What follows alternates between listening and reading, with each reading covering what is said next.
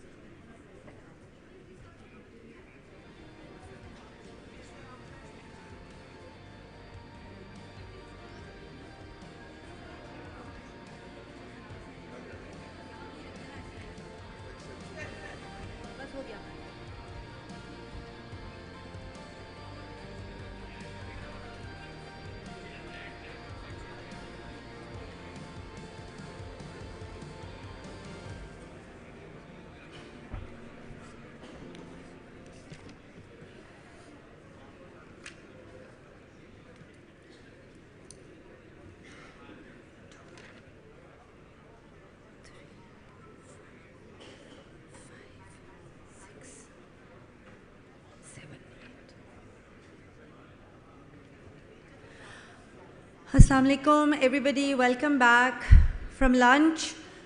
I hope you have fed yourselves well and have rejuvenated yourselves and are here full of energy and enthusiasm for our power-packed closing session, which is actually a complete program, a complete dialogue in its own right. So if everybody can settle down, we can start. I would like to invite all our worthy speakers for this session to please join us on the stage. I'd like to request General Zubair Mahmood Hayat Saab, please sir, if you could take your seat on the stage. Dr. Ishrat Hussain sir, please. And yes, thank you. Whoever initiated the clapping, please keep it coming. Air Chief Marshal Suhail Aman Saab sir, please. Ambassador Aizaz Ahmed Chaudhry sir. Naseem Zahra Saiba will be joining online. I'd like to request Dr. Moeed Yusuf to please join us on the stage. Dr. Moeed Yusuf. Here you are. Assalamu alaikum. And is Senator Anwarul Haq here? Senator Anwarul Haq Kakar? Okay, so he will join us in a while.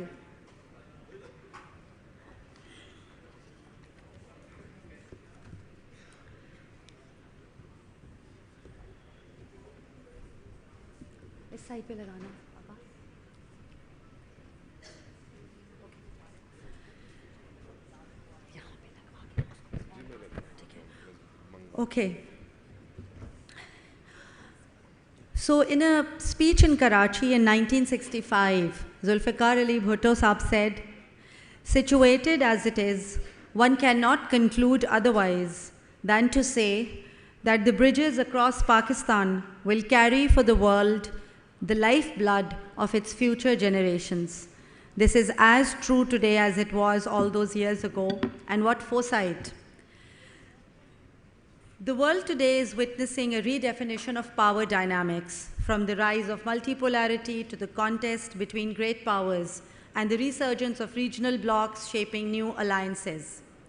In this evolving landscape, geography is once again destiny, and few nations sit at a more consequential crossroads than Pakistan.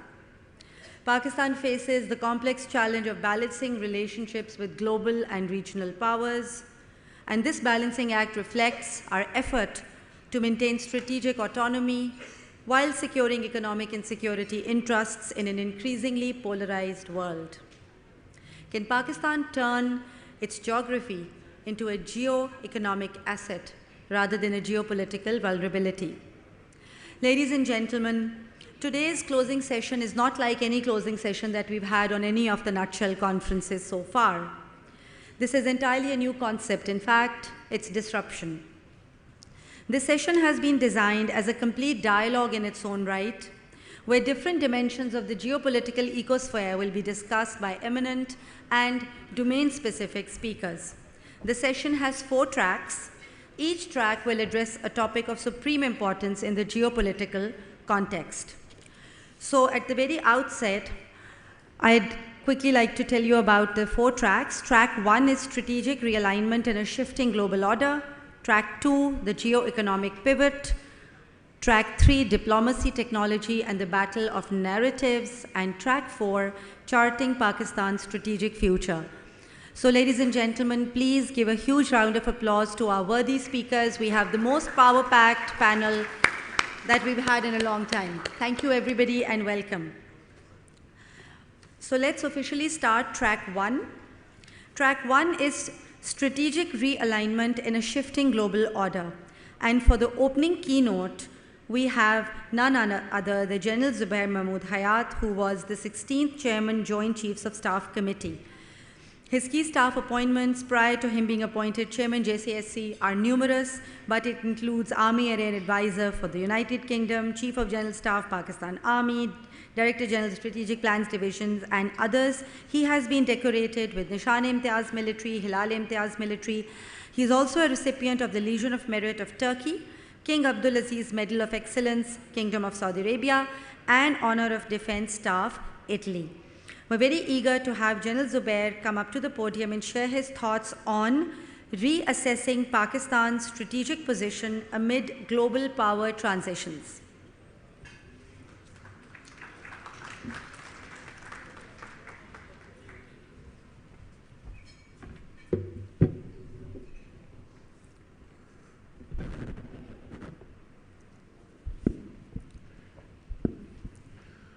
A'udhu billahi minash shaitanir rajim.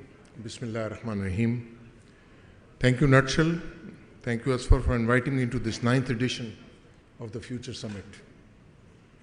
It's always a pleasure to be part of this strategic thought process.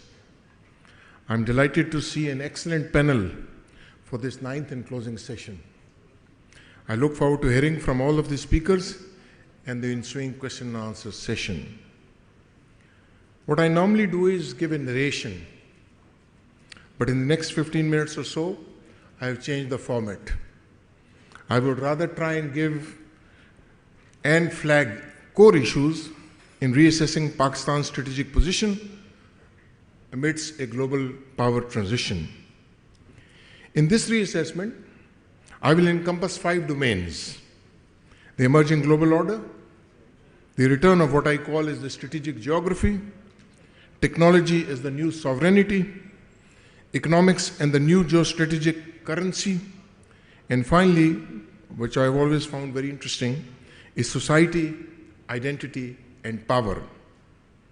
I'll then try and assess what does it mean for Pakistan in terms of strategic environment, China factor, the Western dimension, regional realities, and finally, technical power and modernization.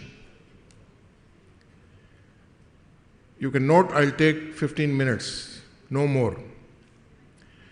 The emerging global order, ladies and gentlemen, is one in which power is fragmenting from unipolarity to what I call as a fluid multipolarity. So it's not only a multipolarity, it's a fluid multipolarity.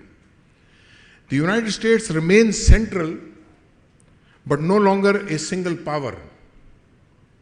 China's trajectory defines the next phase of the global power competition. Russia acts more as a disruptor and not as a balancer. Europe is increasingly divided between the Atlantist and the continentalist instincts.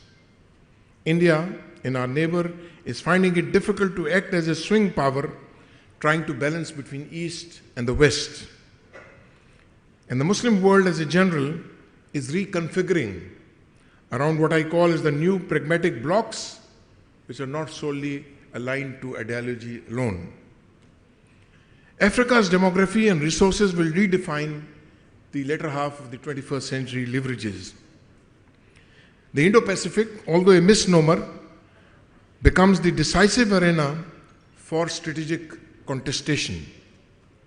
The Middle East remains the pivot of energy, but also more importantly of the faith politics. And therefore, there is what I call as the return of the strategic geography. In that, I see sea power resurging with new choke points, vulnerabilities. It's interesting to see that Arctic is emerging as a new frontier of competition, and outer space is becoming the new global high ground.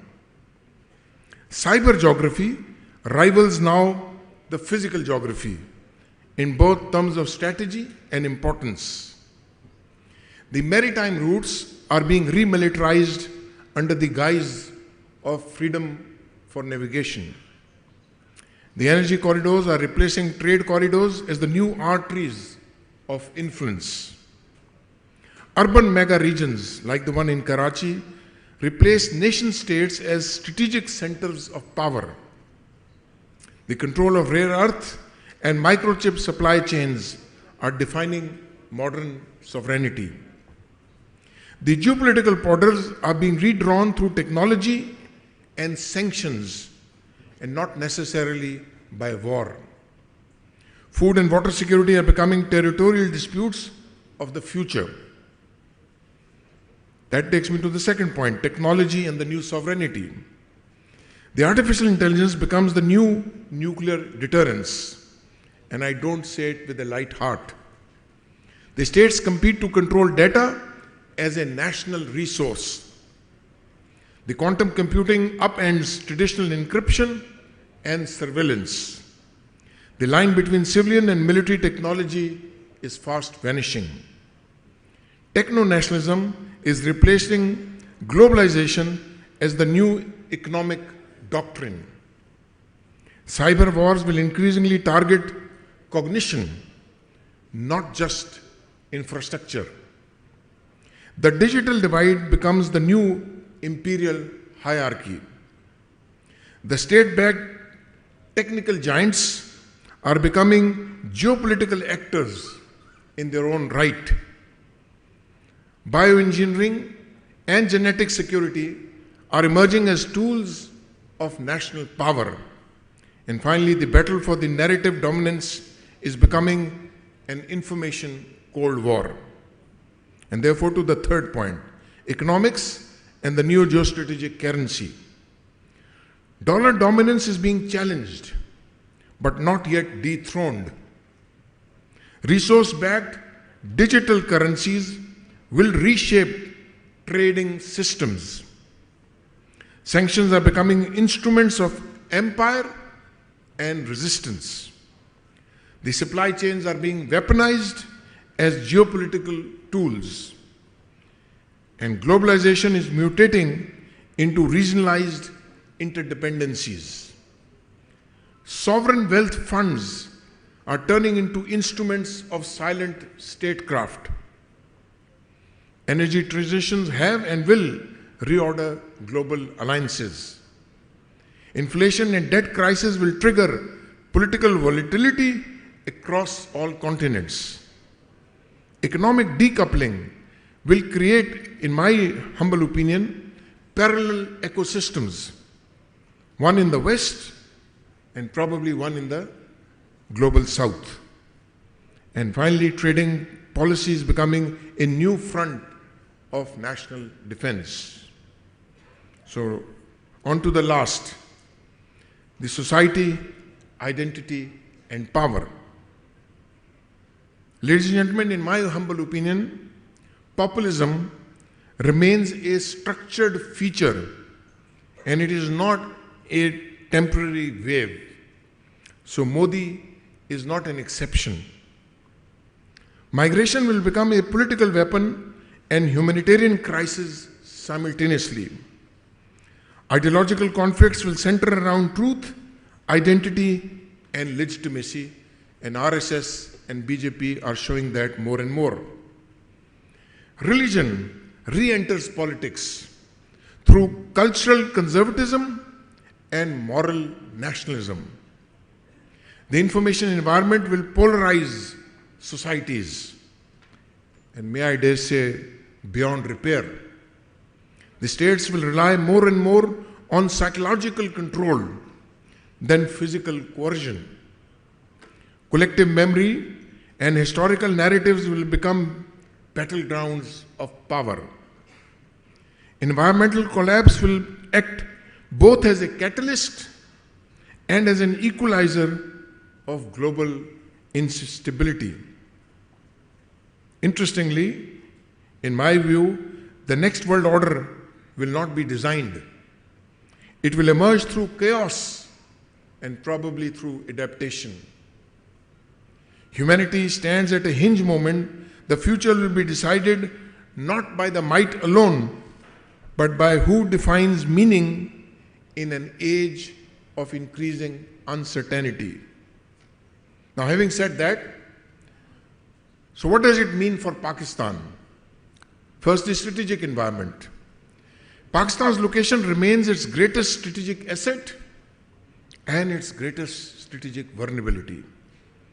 The return of multipolarity, although fluid, allows Pakistan to balance relationships, including and beyond Washington and Beijing. The US-China rivalry will force Pakistan to manage a delicate equilibrium in both diplomacy and technology. The Indian Ocean is becoming a contested security zone, and therefore Pakistan's maritime posture must evolve. Afghanistan instability will persist, both as a buffer but more as a burden. Iran regional's re-entry will complicate Pakistan Western security calculus. The Gulf's strategic diversification offers new economic and defense opportunities. India's strategic alignment with the West, notwithstanding his bout with Trump at the moment, will harden its stance against Pakistan. The middle corridor from China to Europe bypasses South Asia, demanding new connectivity thinking. The emergence of regional power clusters make bilateralism less effective, and therefore multilateral engagements are becoming more essential. Now to the core China factor. The CPEC's second phase is Pakistan's test of both strategic capability, credibility, not just economics. China expects Pakistan to mature as a stable partner, not just a dependable ally. Beijing's new caution demands stronger Pakistani governance and a delivery capacity. Pakistan therefore must localize Chinese technology and manufacturing for true strategic gains. Alignment with China will increasingly carry Western political and financial costs. Balancing CPEC with ties to Gulf, Turkey and ASEAN is the new ballgame. Pakistan's strategic autonomy depends upon diversifying partners within Asia itself. China's shift from hard infrastructure to a digital corridor will redefine CPEC's meaning.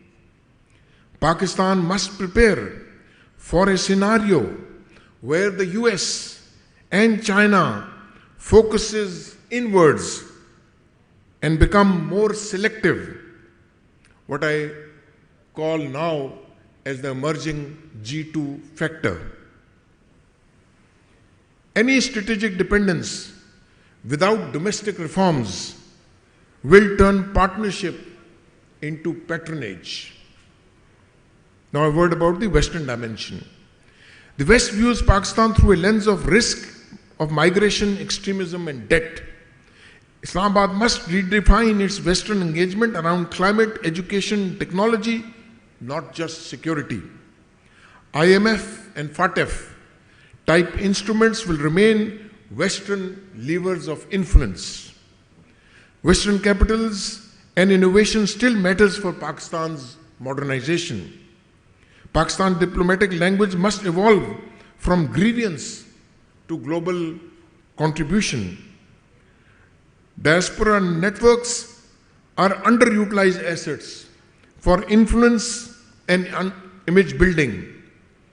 Strategic neutrality between great powers is impossible without internal cohesion, and I can't make that point more amply clear. A knowledge partnership with Europe can offer soft power leverages. Pakistan must project competence, not complaint, to regain credibility in the world capitals. The West's declining coherence is also an opportunity for selective engagement on Pakistan's choice. Now, the regional realities. India's technological and strategic leap will test Pakistan's security architecture. Afghanistan and Iran's direction will define Pakistan's internal stability dynamics. Iran may offer a quiet and secure strategic flank if approached through connectivity and pragmatism.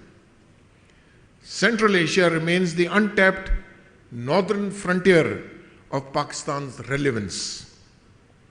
The Gulf is no longer a financial backstop. It now demands investment-grade partnership. Pakistan must rebuild regional trust to attract trade routes, not just sympathy. The new energy geopolitics of pipeline, grids, and hydrogen will bypass laggards. Pakistan's food and water security are emerging as internal security threats. Turkey's rise will offer ideological defense synergy if managed maturely. In the next decade, regional isolation would mean strategic irrelevance. And finally, technology and power modernization. Pakistan's survival in the New World Order depends upon mastering digital sovereignty. AI, cyber, and data security must become part of national defense, not just IT policy. Civil-military fusion in technology is a prerequisite for a credible deterrence. Youth illiteracy in STEM fields, not just master chefs, will decide Pakistan's place in the intelligence world. Dependence on imported technology will erode both economy and security. And techno-nationalism must replace bureaucratic inertia as the guiding mindset. Information warfare is now a permanent front, and perception is a weapon. Pakistan's narrative must shift from victimhood to one of vision. National resilience will reset on trust, innovation, but more importantly, on institutional performance. Therefore, to conclude, ladies and gentlemen, the next 20 years will decide whether Pakistan becomes a regional pivot or a peripheral state. We are navigating a melting pot of history, a defining era whose seismic shifts will resonate far beyond our borders, shaping the destiny of the entire region and the world order itself. The path we forge from this moment whether towards enlightenment or chaos, it rests entirely upon the bedrock of our collective decisions, our collective choices, but also more importantly, about our courage of our subsequent actions. There are no passive observers here, only active participants in a greater unfolding. Every decision, I say, is a stone cast in the pond of time.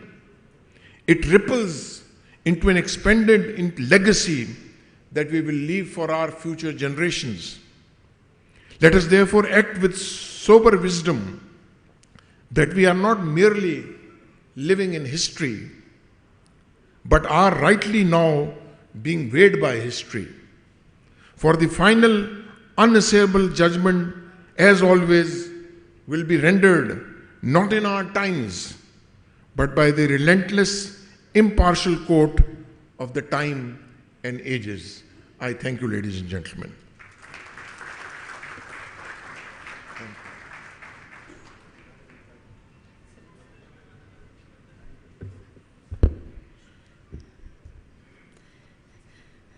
Sir आप पूछ रहे थे how is the time, आपसे ज़्यादा timing को कौन manage कर सकता है बेहतर. Thank you very much, General Zubair Hayat.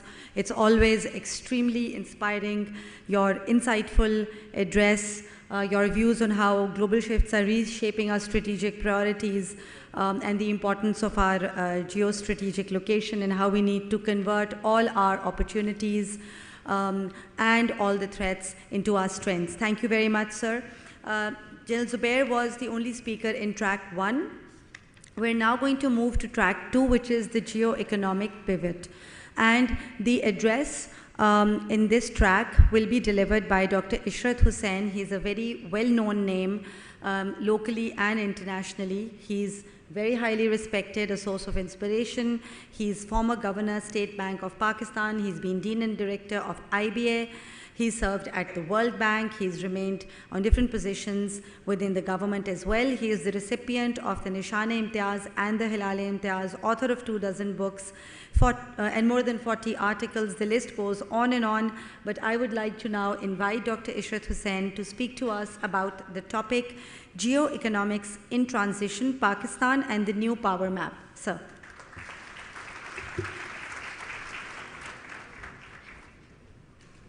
Thank you very much. Bismillah ar-Rahman ar-Rahim. First, let me thank Asfar in Nutshell for providing me this opportunity to talk about this very important topic. I'm quite happy that General Zubair has laid down the ground or the landscape, so I don't have to repeat a lot of things he has already articulated. Let me submit to you that geopolitics and geoeconomics are closely interlinked, and they cannot be seen in isolation of each other. And I will give you the example of China, which General Zubair pointed out. A poor country with $300 per capita income, which was also Pakistan's per capita income in 1980, today being termed by none other than President Trump to be a part of G2.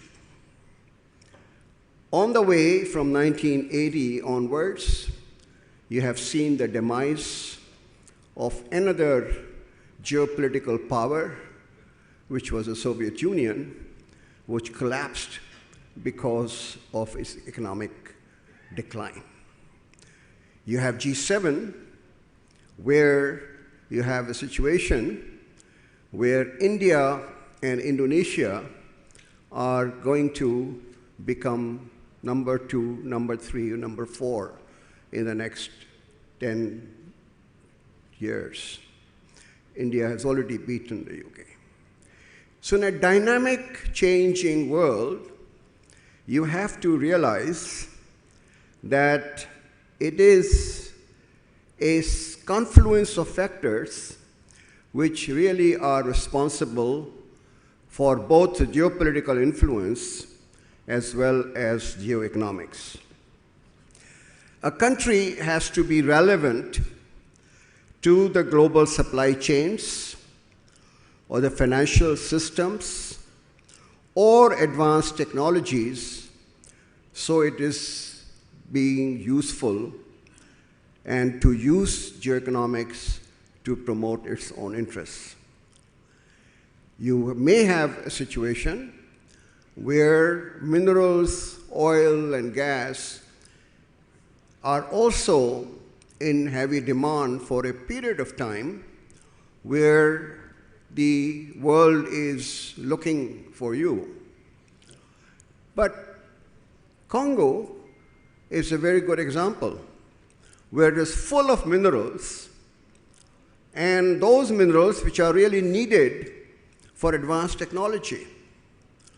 But they're striven with conflict, with civil war. It's one of the poorest countries in the world.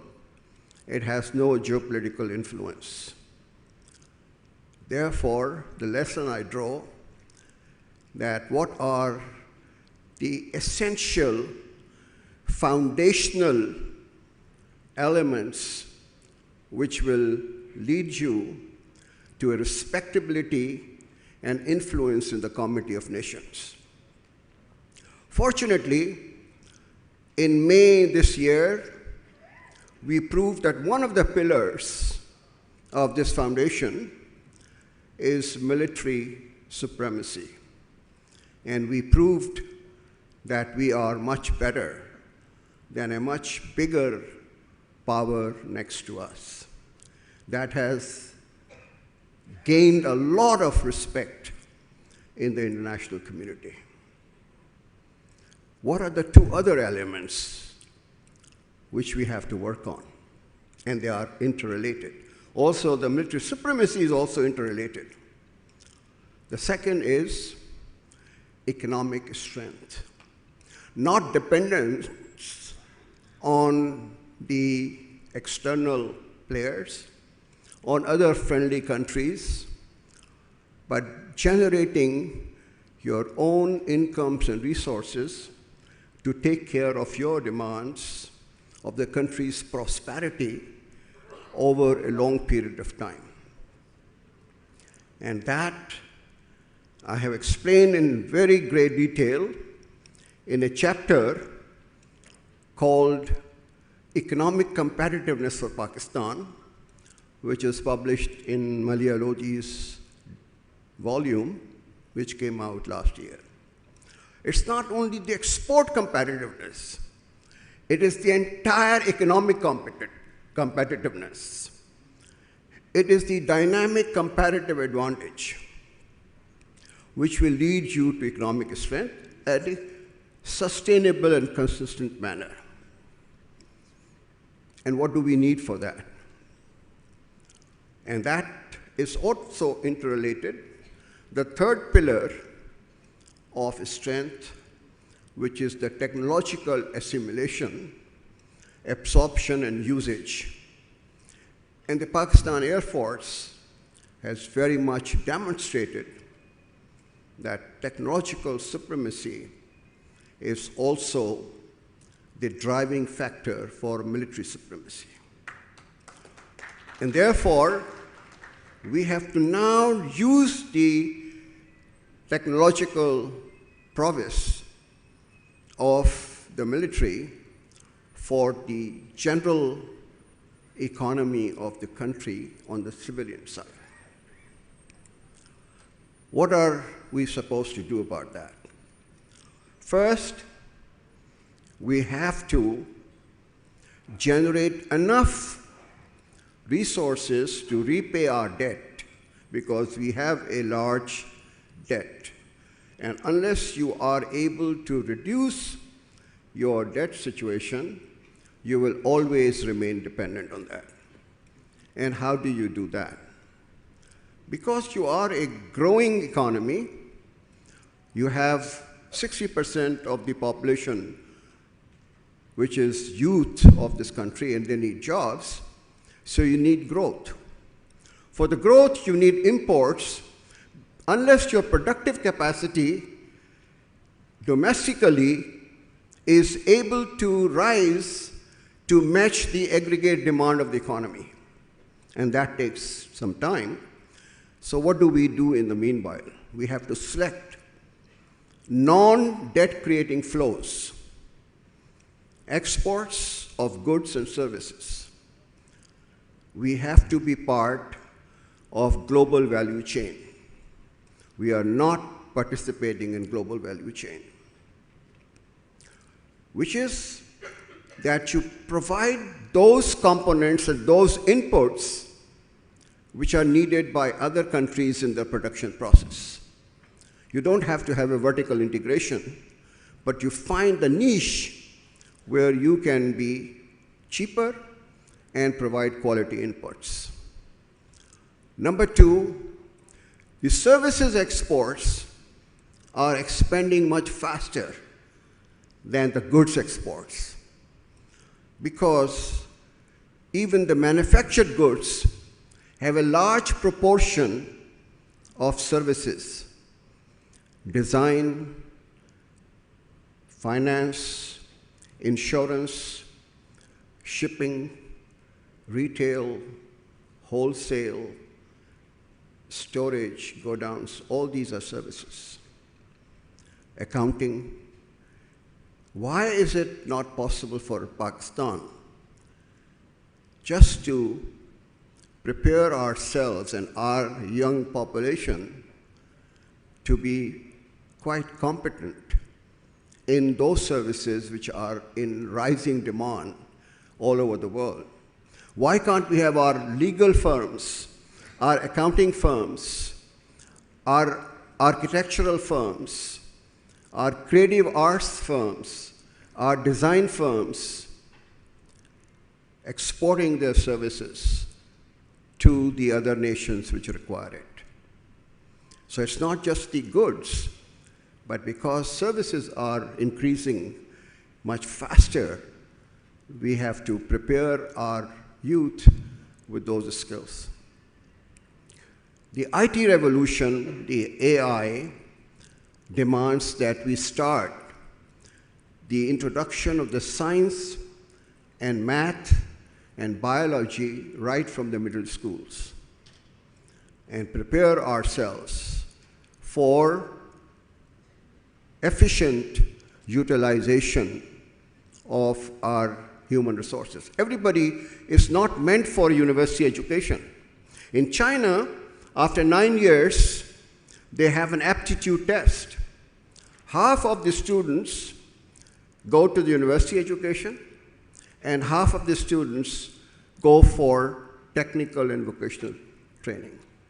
And therefore, the unemployment rate, as compared to 23% in graduate in Pakistan, it's only 4 to 5% in China. They are utilizing their human resources in an efficient manner. The second part of the non-debt creating flows is the foreign direct investment.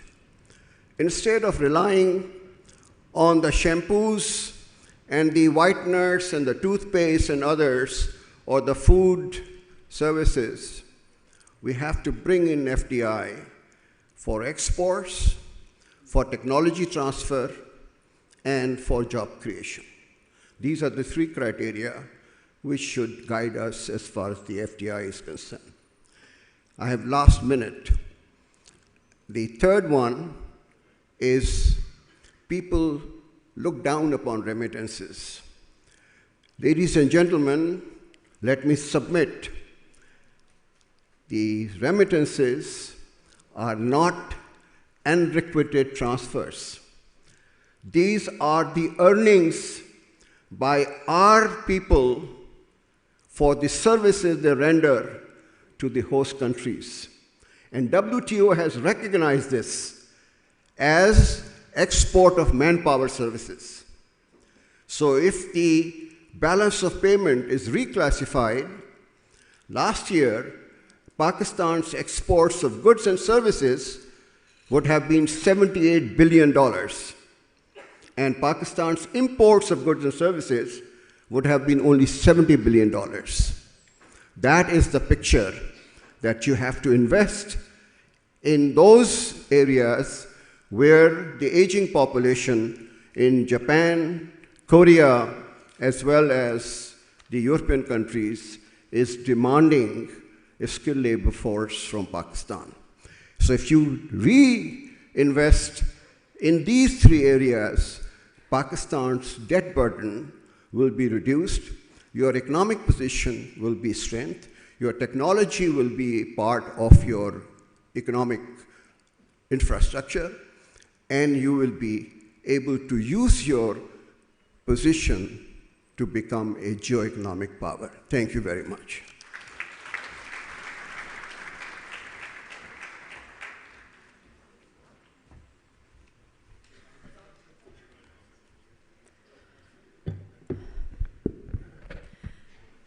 Thank you very much, Dr. Irshad, sir, for that insightful and thought-provoking analysis of how geoeconomics is reshaping global dynamics and the steps that Pakistan needs to take in order to improve its position.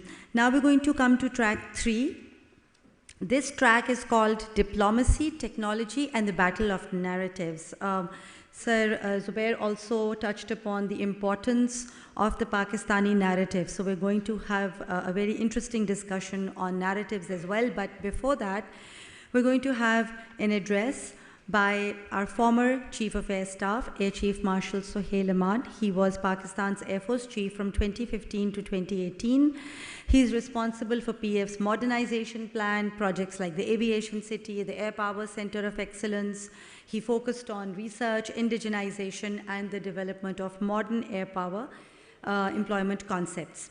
Sir Sohail's leadership and foresight set the foundations for the technological advancement and the operational prowess that the Air Force gained and built over the years, leading to the day, quite recently, the day that every Pakistani will remember, and it was the day that our Air Force, or someone from the Air Force, coined the proud slogan, PAF 7, PAF 7, IAF nil. So, Sir Sohail Aman ने हमारे साथ हमारे office में हमें याद है कि हमने 7-0 का एक केक काटा था, सर आपको याद है? And we've not forgotten that. So, Sir Sohail Aman has been decorated with Nishane-Imtiaz Military and the Legion of Merit from US, Turkey, and Saudi Arabia. Now, in his role as Chief Executive Strategic Engagements at Nutshell Group, he guides corporate sector as well as government in policy matters. He also undertakes several philanthropic projects across the country. He's our elder, he's our friend, our mentor, mere bade bhai hain. Sir, please, aap hame join karen for your speech on air power, technology, and the future of national defense.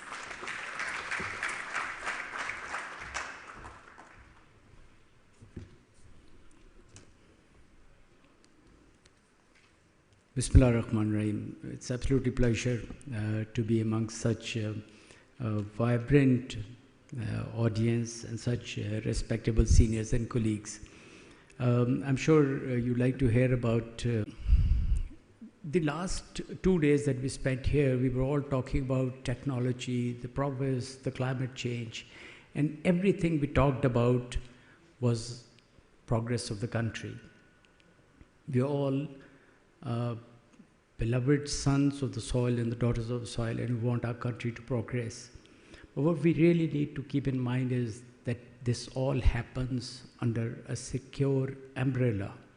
Your security is the most important thing.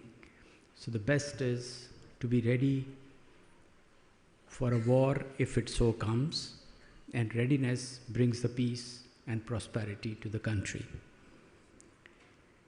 I was reminded of, with the course correction, of our initial days when we began flying, and our instructors would tell us how to apply the course corrections. And the first thing they said was, realize that there is a need for course correction.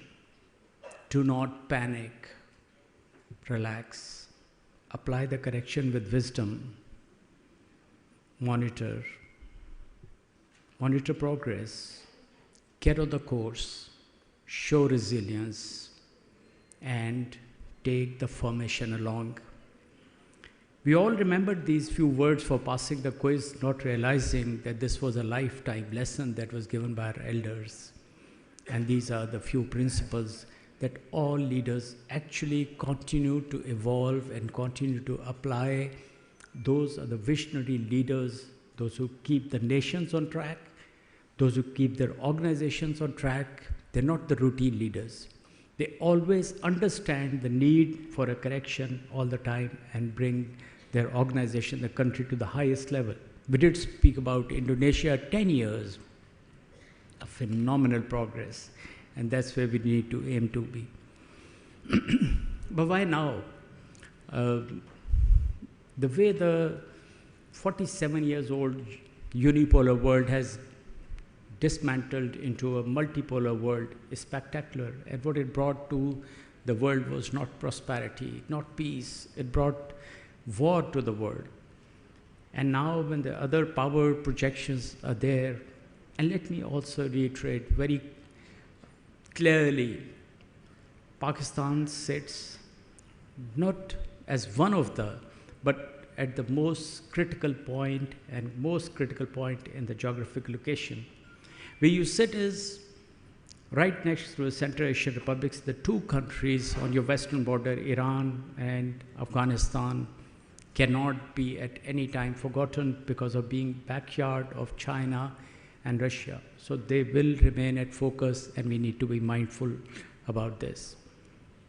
On the eastern side, we have a friend which has for 50 years put the theory of Hindutva into the minds of the people, the students, everybody. In the 1971 debacle, Indira Gandhi did not say we defeated it. And what said was that we put the two-nation theory into the Bay of Bengal. That's the kind of mindset that you're confronted with. Technology, yes. Progress, yes. But these are the realities that you will have to continue to face, and you will have to continue to keep that in mind so that you move securely through the passage and ultimately make the nation progress. To my mind, and I'm sure Ambassador Azaz will talk about, but today the kind of need that you have for diplomacy was never there before. You have to balance that act between the China and the West to make sure that you identify your real friends. And the only point that I would like to make here is make decisions which are in your national interest, and do not serve anybody else's agenda. And case in point, you might recall, we fought others' wars and made the region unstable, made our country suffer. But one critical time that we had in our history was option to go to Yemen and participate. We had our friends on the other side, Saudi Arabia, UAE, everybody. But country made a deliberate and correct decision of not participating into somebody else's war, and that's a very, very prudent decision. That is what we need to follow. The worst scenario that you can think of in this region is the internal disturbances within Pakistan. They continue to happen. Very unfortunate with the Zarbias, we thought we culminated with this, but we still continue to face the internal disorders, disturbances, and of course the terrorism. And if that continues to accentuate with the India-Afghanistan nexus, it will not be good for the country. And when that happens, please remember the resources gets consumed, the money goes out, and you can't ensure prosperity of your people, which is the government's primary job. So when I said that diplomacy has to act at the best, that is what I meant. Diplomacy must make sure cooling down of the temperatures in the region. And I know it's not easy. It's a very, very momentous task. Let me get to the air power and technology, which is my subject, and I'll drive you through this journey. Why air power? Air power is spectacular. It brings the results quick as possible time. 1 hour, 10 minutes combat, and you got 7 aeroplanes down, and you come down, and there is a big impact which has been created on the enemy. The world has become so transparent that India, despite its trying its best to hide, you cannot, and it becomes very clear. That is why air power becomes the most optimal choice of weapon for the political objectives to be achieved. But then it's not so simple. And I'll take you through this journey. And today morning, I think we talked about कि हम लोग as a country बड़ी जल्दी में हैं. हमारी economy क्यों revive नहीं हो रही, हमारा क्लाइमेट चेंज हम चीज़ें क्यों नहीं कर पा रहे. And I will try and correlate the two and tell you how it is your Air Force, it's your organization, it is all ours, so that we can draw lessons from this to any part of our country at the policy level. It wasn't that night that this happened. It took this Air Force 20 years journey to get where they were. And the biggest thing was ownership and undertaking the responsibility that Air Force realized that any war which will come, it will open with the air. Please remember, every service has its own part. They've got their own role, but air was, like I said, will be the most optimum choice and the most probable choice. So Air Force realized it, Air Force leadership realized it, and we went to work on it. Predicting what the future war would be, something was very, very difficult to understand.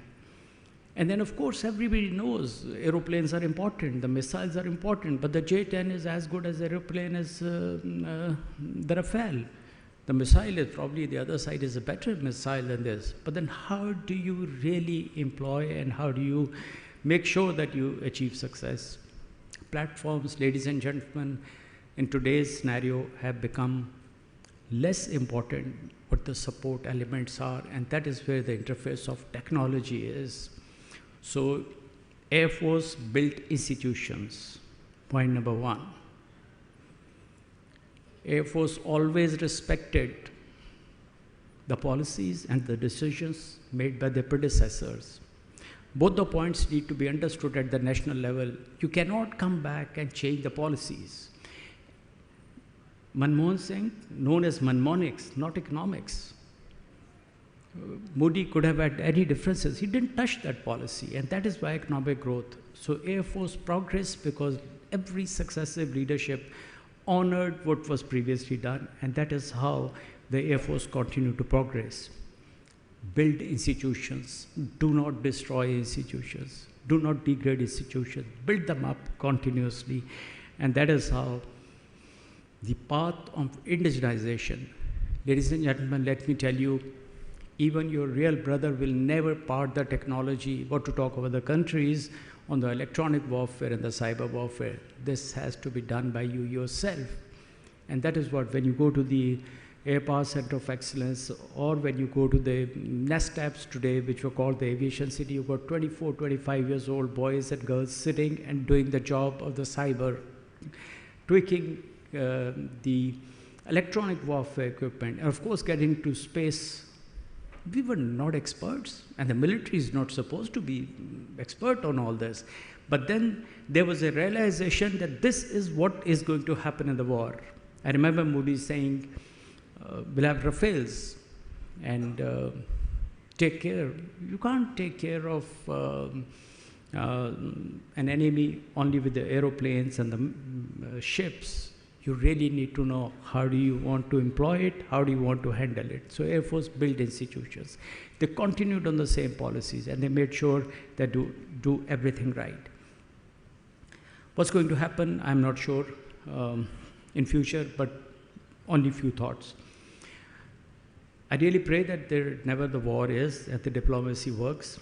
But if there is a war, it's going to be devastating. It's not going to be a short war. It's going to be a war which continues to. So we must not stay in a dilemma that probably because of the nuclear overhang, somebody will come like this time to rescue the situation and say that there are two nuclear powers and they need to get off and stop it.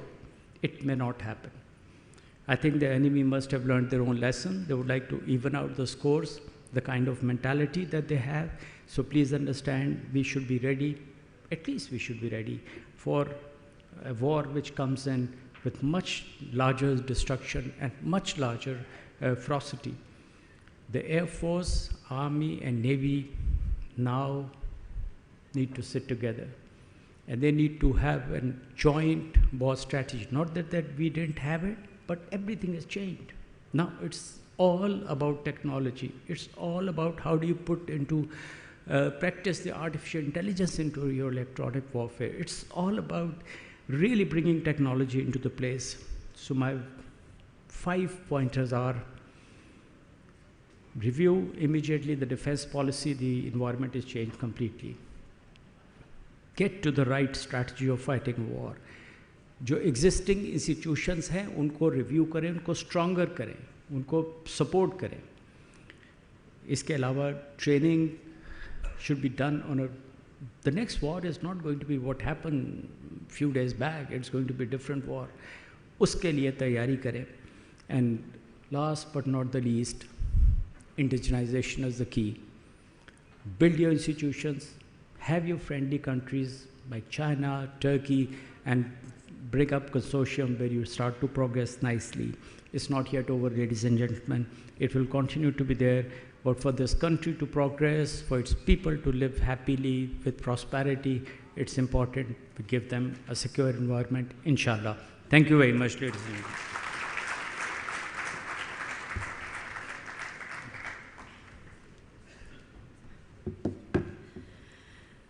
Thank you, Sir Sohail, for that motivational and very insightful speech on the evolving landscape in Pakistan. And what you said, what has stayed with me, is that operational readiness for war will ensure long-lasting peace in Pakistan. And you have also reiterated the importance of indigenization. That is key. With this, we're going to come to the second speaker in the same track, which is Ambassador Aizaz Ahmed Chaudhry. Currently, he is chairman of Sannobar Institute, which is an independent voice on global and strategic issues that are relevant to Pakistan. He has had a very long career in the Foreign Service of Pakistan, rising to the rank of Foreign Secretary. His latest appointment, last diplomatic assignment, was Ambassador of Pakistan to the United States. He's also served as Pakistan's ambassador to the Netherlands. After retirement, he served as the Director General, Institute of Strategic Studies, Islamabad, for more than 4 years. He is an author of books. He also writes numerous research articles. And I apologize for the little collision that our water bottles just had on this very narrow table. So, sir, I would like to invite you to please deliver your address on the geopolitical recalibration, balancing great power competition.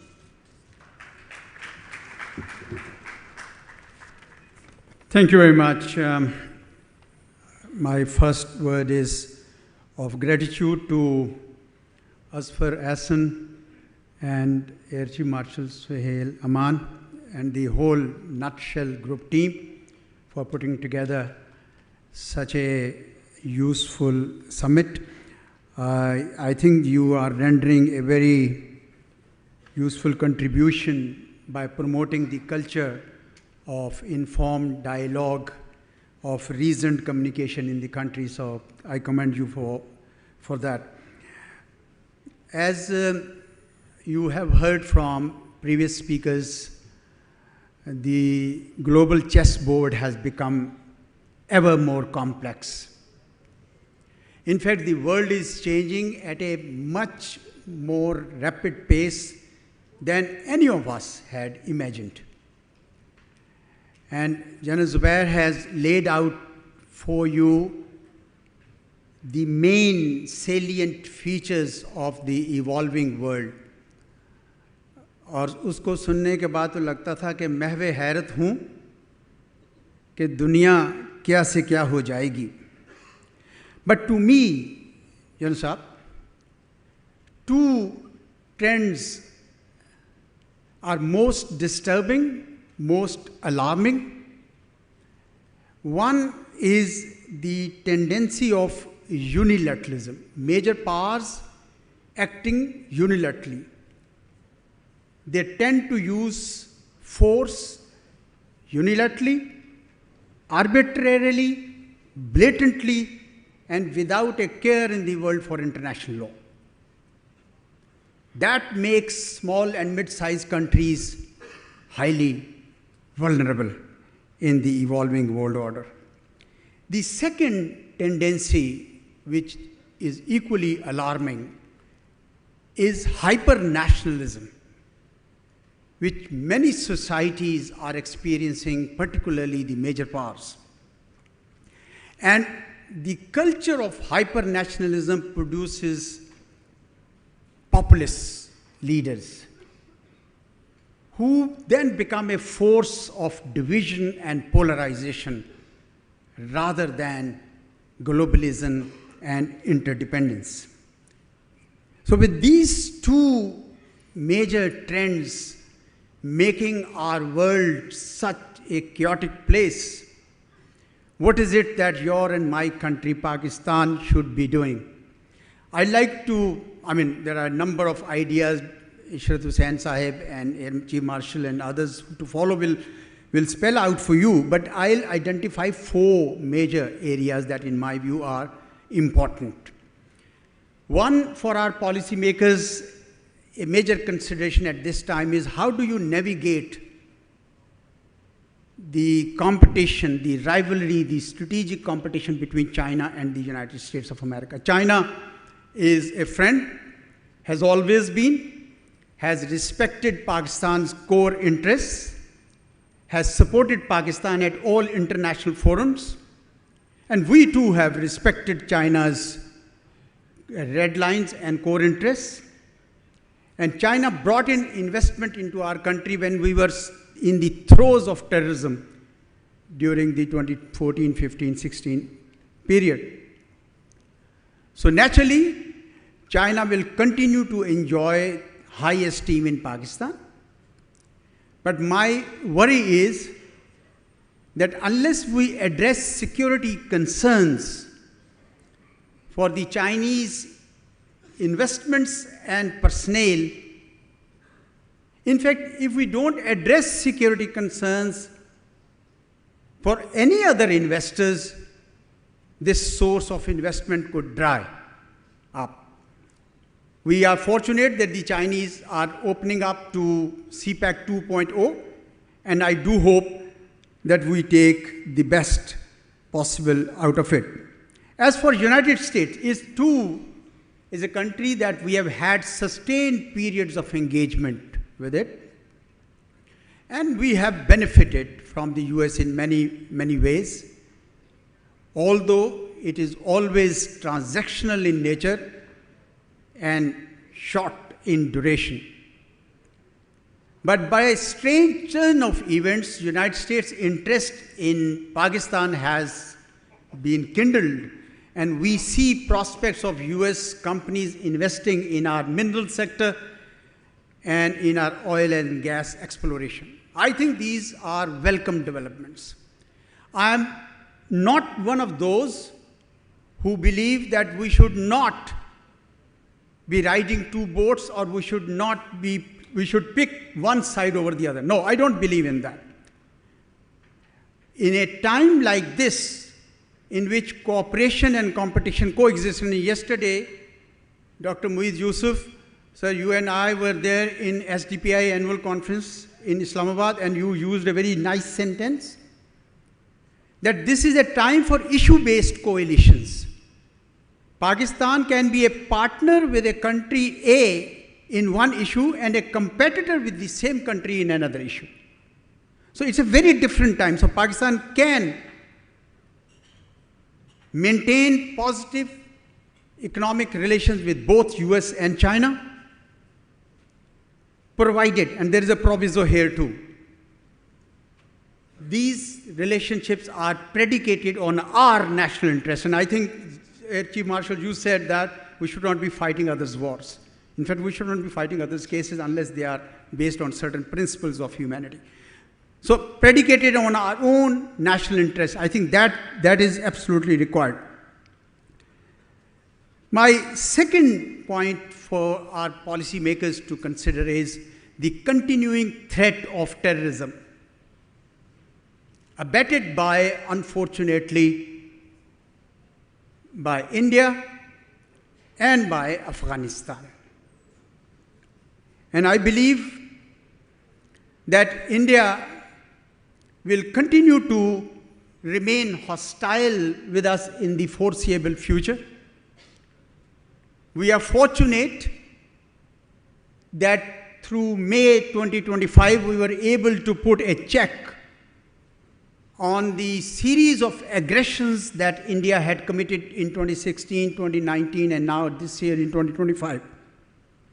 But as you all are aware of the chatter, that India is still planning some months away of some kind of aggression against Pakistan, I am very happy to learn from our armed forces colleagues and even from Pakistani nation as a whole, which we remain confident, but we are not complacent. And I think we will give them a befitting reply should they ever try. And the international environment has already vitiated. Nobody in the world is ready to believe India's bogey of terrorism that they have been using to aggress against Pakistan. I think gone are the days. Unfortunately, for 20 years since 9/11, we suffer from that. But we hope that this time around, they will not make this mistake. So what are they doing in the meanwhile?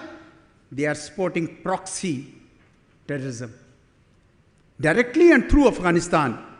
In fact, I have written a book, a full chapter on it, how India has dexterously used, maliciously rather, used terrorism to malign Pakistan, whereas much of it was saffron terrorism. So that's the second area. Don't be complacent. This is a real threat, terrorism, and you got to address it, because internally and externally there are dynamics that we must be addressed. The third area is that, again, by a welcome change of events, we see Saudi Arabia, UAE, Turkey, Azerbaijan, and many other countries wanting to have closer relations with Pakistan. Saudi Arabia has even signed a strategic mutual defense agreement. Now, this propitious geopolitics must be translated into geoeconomic dividends. That's the challenge. But how do you do that? And that's where Ishraf Hussain Saab comes in. We got to build up our capacity to be an attractive destination for investments. And there's a lot that we need to do, and it's all there on the table. But I'll point out only 2 or 3. I believe that we need to have capacity, in-house capacity, to build, to develop feasibility studies and pre-feasibility studies. We need to have genuine ease of doing business. All this bureaucratic red tape has disincentivized many of the investors.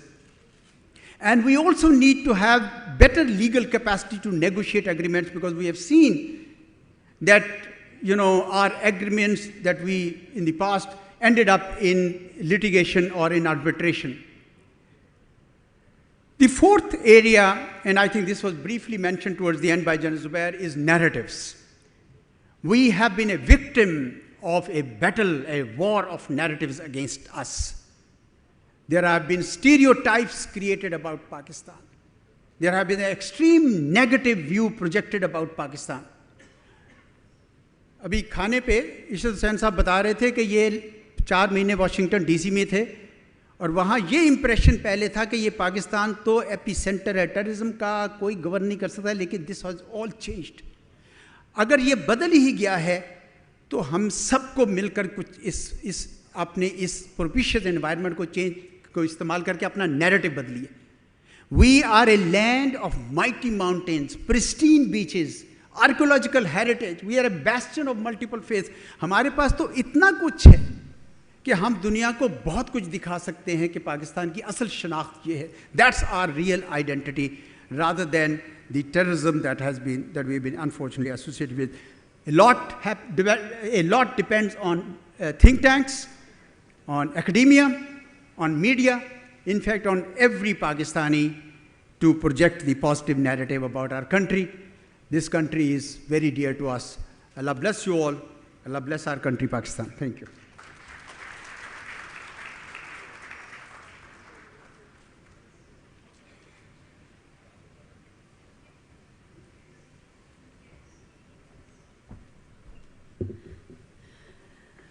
Thank you, sir. We'll be left with some extra time, and I think we can have some Q&A at the end. So far, our panelists are not only comprehensive, concise, but they're dot on time, so excellent, brilliant. Organizers are always happy when we're on time. Thank you so much, Ambassador Izaz Ahmed Chaudhry Saab, for your keen insights into the complexities of international relations and the challenges of navigating great power dynamics. You also touched upon the importance of building the right narrative.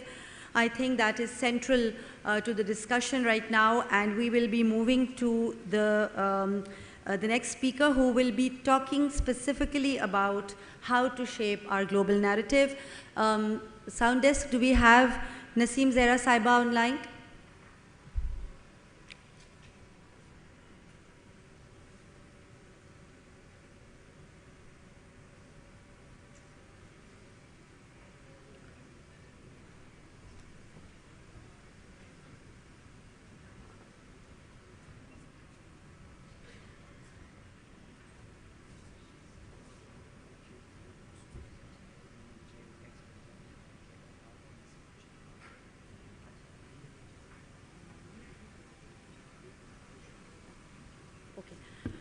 So I've just been informed that Naseem Zehra Saiba is not feeling well and she won't be able to join us, but she has sent some pointers from her speech, and since we have been waiting to hear about shaping narratives, I'd request Sir Sohail Aman to please go through the salience of Naseem Zahra Sahiba's speech, and we all wish her a speedy recovery. Sir Sohail, please.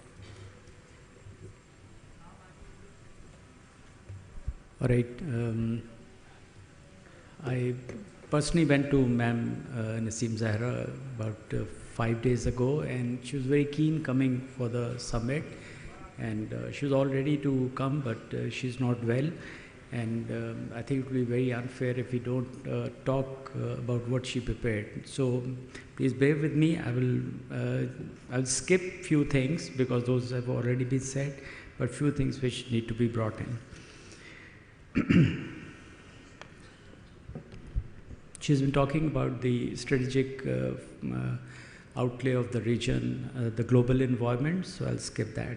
But the conclusion she made was choices we make, China as our key strategic partner, US our interculator and a friend, Middle East and Iran partners, security and trade with Turkey as an ally, Afghanistan a twin country, indispensable for each other despite all the troubles. So that's the conclusion that she is making, and Ambassador Azaz also said making a friendly relationship with all. She hasn't talked about India because she believes India is probably beyond repair.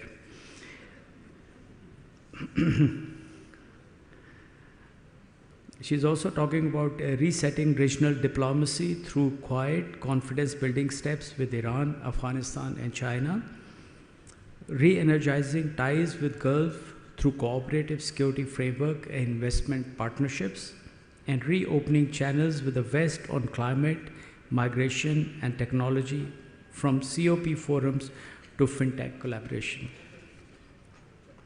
She's also talked about the climate change, and she has appreciated the kind of frameworks that the government has made, and also the need for making bankable projects to get the international grants to be more resilient. And she's also cautioning the industry to cope up to climate change products and the certifications.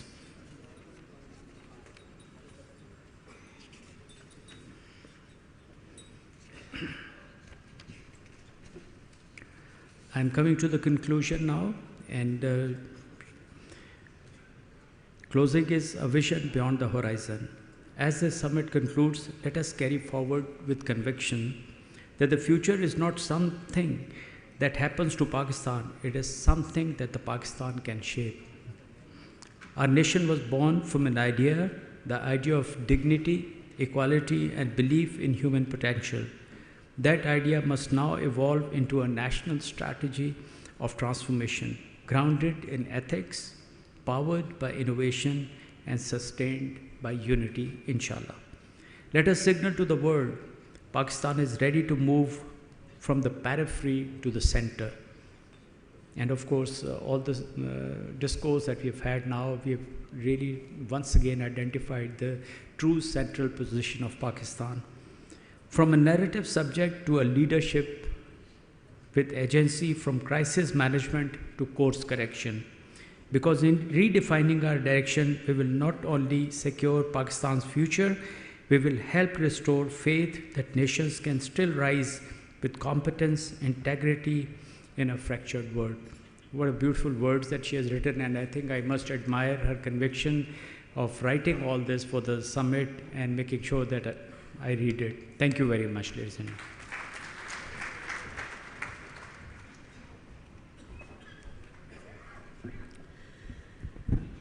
Well, we're certainly missed hearing it from Naseem Zahra Sahiba herself. We're all admirers of her intellect, her outspoken demeanor. We wish her good health. Ladies and gentlemen, let's give Naseem Zahra Sahiba a round of applause. Ma'am, if you're watching or if you watch the recording, we're all praying for your good health. Right, so now we come to the last track 4, which is charting Pakistan's strategic future. And the first address in this track will be delivered by Dr. Mueed Yusuf. You're all very familiar with the brilliant Dr. Yusuf. He is recognized as one of the leading scholars of his generation. He has a rich academic background. He's held significant positions in his career, including most recently as Pakistan's youngest national security advisor. As an accomplished writer, he has published extensively. Dr. Saab, we are anxious to hear you give your views on strategic convergence, aligning security, economy, and foreign policy.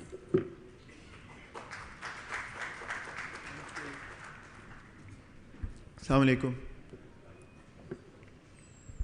First of all, let me also join others in thanking my very dear friend Asfar, the Nutshell Group, and everybody who's made this possible. I know everybody's kept to time, and I don't want to be the black sheep here. So let me try and be brief. This topic, strategic convergence, aligning security, economy, and foreign policy. I think there's a fundamental question we need to ask before I say anything. Aligning these three for what? What is the ultimate goal that we want to achieve by aligning these three? Because these can't be in and of themselves a goal. And let me submit to you that there is only one goal that we need to collectively be working towards, and that is human security. Everything else is a tool to ensure that your most disempowered citizen has safety, prosperity, and dignity. Everything else is irrelevant.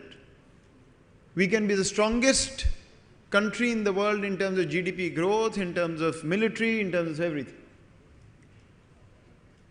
Pakistan is a very interesting and odd case where you see macroeconomic stability come in spurts, but a constant decline of our social indicators. This is not a country that we need to think is doing what we need to do. A lot of things are going in the right direction, but the ultimate goal has to be clear, and that's where my focus will be. The last major national analytical exercise done to answer this question was the national security policy, where everything was unpacked and fundamentally this question was asked. The question was asked because there was a worry. And the worry was that given where the US-China contestation and the world was going, which we see today, if Pakistan continued to react rather than being proactive, we will become the grass that is trampled under the elephant's feet. In other words, we will be the proxy battleground for the next phase of geopolitical competition. That document essentially identified one basic principle. If your goal is human security, you need two things. Peace, so the traditional security part, and even more importantly, the resources to ensure that you have enough money to pay for your defense and your human security. And that's where this entire idea of economic security and geoeconomics that has been talked about was crystallized. It's been discussed forever, but it was crystallized as a national policy. To achieve that geoeconomic success, which we call the cooperative geoeconomic model, because by the way, geoeconomics in the world has always been known as a Machiavellian concept to weaponize economics to achieve geopolitical goals, as we are seeing today in the world, everywhere. And to get to that geoeconomic goal for Pakistan, three things were identified. Number one, development partnerships rather than assistance-based relationships. Number two, connectivity in the region for which Pakistan would be the hub. And number three, to achieve this, a foreign policy that would be based on no camp politics, which other speakers have also talked about, which is that you can't go 100%, 0%. It doesn't mean you are 50-50, but you're working with all countries that matter. Today, the world, of course, has gone in a very competitive direction. So the most important or the most frequent question I'm asked is, अब क्या होगा? आप कहते हैं cooperative geoeconomics, इधर ये story है. So where do we go in Trump's world? And the answer is, you double down on cooperative geoeconomics. And let me explain why. There is this myth that because economics is being weaponized, every country now needs to weaponize economics and use it for geopolitical gains. The problem is that this weaponization is happening only in 3 or 4 spheres.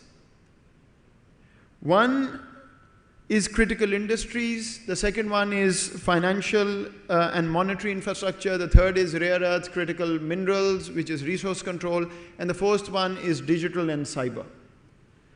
Only countries that actually have an advantage or are standard setters in these areas will be able to weaponize them to their advantage. Otherwise, we are standard takers. So it is not an automatic that every country will just weaponize and start benefiting from it. Certain countries will. They will dictate where these things go. China and the US can decide whether there will be a technology curtain in the world or not. Pakistan can't. We are a standard taker. We can only ensure that we don't fall in the trap of having to choose one side or the other side. And so, if you unpack this further, what you will identify is exactly what Ishrat Saab has talked about, Azad Saab and others have talked about. You have to double down on the model of cooperative geoeconomics to ensure that your economic security is intact, from which you will have the resources for your military security and human security. So how do you do that? If the 3 pillars are development partnerships, connectivity, and no-camp politics. Development partnerships, I don't need to talk about more because Ishrat Saab, what you've mentioned is development partnerships. Moving away from assistance and talking about what? Non-debt raising, non-debt foreign exchange earnings. Export, FDI, exactly as you said, not all FDI, particular kind, and manpower exports. This is basically laid out in that document as well. Second comes connectivity. And here is where I think we are struggling. If you look at our western border, both neighbors are closed. You look at our eastern border, the neighbor is closed. You look at China, it's open, it's a critical, important relationship. But there are a number of issues with CPEC, starting from security of the Chinese, which they keep talking about and we need to address. I think we need to think long and hard about this connection between geopolitics and geoeconomics. If the eastern border is closed and is unlikely to open, the western border must remain open. And so the Central Asia connectivity and beyond, I think we need a rethink. We need to figure out how to separate connectivity from the very genuine security concerns we have and create a dual policy for our western border. The other critical thing, which may not have been as important at that time, but I think now is the time to really work through that, is that Pakistan has to become the melting pot for competing economic investments. The way I always explain it is creating space for economic bases rather than military bases. And the one sentence that I often am found using is what was thought of originally, that the cost of an unstable Pakistan must be greater than the cost of a stable Pakistan for your friends and foes alike. So a country like China and a country like India, there should be such an incentive structure that they realize that instability in Pakistan is going to hurt me more than stability in Pakistan, whether I like it or not. And how do you do that? You actually do that by bringing competing economic interests on your territory, the geo part of the geoeconomics. So if I were doing this today, I would want to identify 10, 15, 20 projects, major projects, where Western, Chinese, Gulf investment coexists. So Recodic could become a very good example. The Canadians are there, the Americans are interested, the Saudis are interested, the Chinese want the locomotive part of it. Don't make a purely economic commercial decision on this. Obviously that's going to be critical. but make sure that you've got a blend of competing interests in not one, not two, not 5, but 10 projects, 20 projects in Pakistan. You know, we recently heard about this new port idea and everybody laughed it off. I don't think that port is serious, but the idea is right. If the Chinese are somewhere, the others are also going to be somewhere, because we want to create that melting pot arrangement. Now, of course, this means that you have to ensure that there are commercial returns going to these investors, but that is primarily the only way, apart from connectivity, which will allow us to create that melting pot that we talked about. And this will keep becoming more and more difficult as the world becomes competitive. So, you know, people who tell me often it's unrealistic, it's not going to happen. My only answer is, give me the alternative to geoeconomics and I'll go with that. But if we don't have an alternative, to sit back and wait for the US-China contestation to again land on our head, I think will be suicidal. One other interesting part is everybody, the entire world is very worried about where the Trump sort of phenomena of tariffs, trade, protectionism is going. Let me just say this. For some countries, it's an opportunity. Pakistan actually never got connected to the global value chain. In fact, now with the recalibration and reconfiguration of trade pacts, trade arrangements, regional, bilateral, we have an opportunity to get back into that space. We didn't do well under the WTO framework, not because of WTO, but because of us. There is not a single effective, efficient trading arrangement that Pakistan is part of regionally, anywhere, because India has made sure that we don't enter those spaces. I think it's a big opportunity for us and we should look at it that way. Finally, let me just say that we've done fairly well, actually very well, in this no-camp politics business in the last 6-8 months. You know, we can have another conversation about whether this was the right way, whether pride matters, whether self-respect matters, that's another conversation. But you've got a real opening in terms of the US, China, Gulf, and multiple countries that we were not doing well with before. The important thing to recognize is that this is simply an opening of the door. Be good at the global chessboard.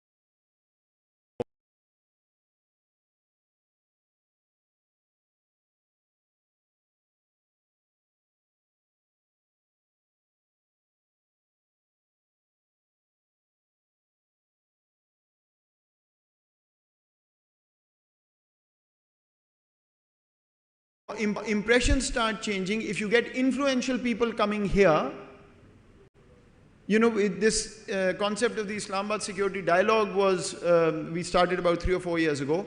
Bring everybody to Pakistan. Let them see it. And then gradually this geo-economic space will start opening up. My final line, I know I think I'm a grey sheep, I won't get to black. The most controversial comment I want to make, but I want to leave it on the table.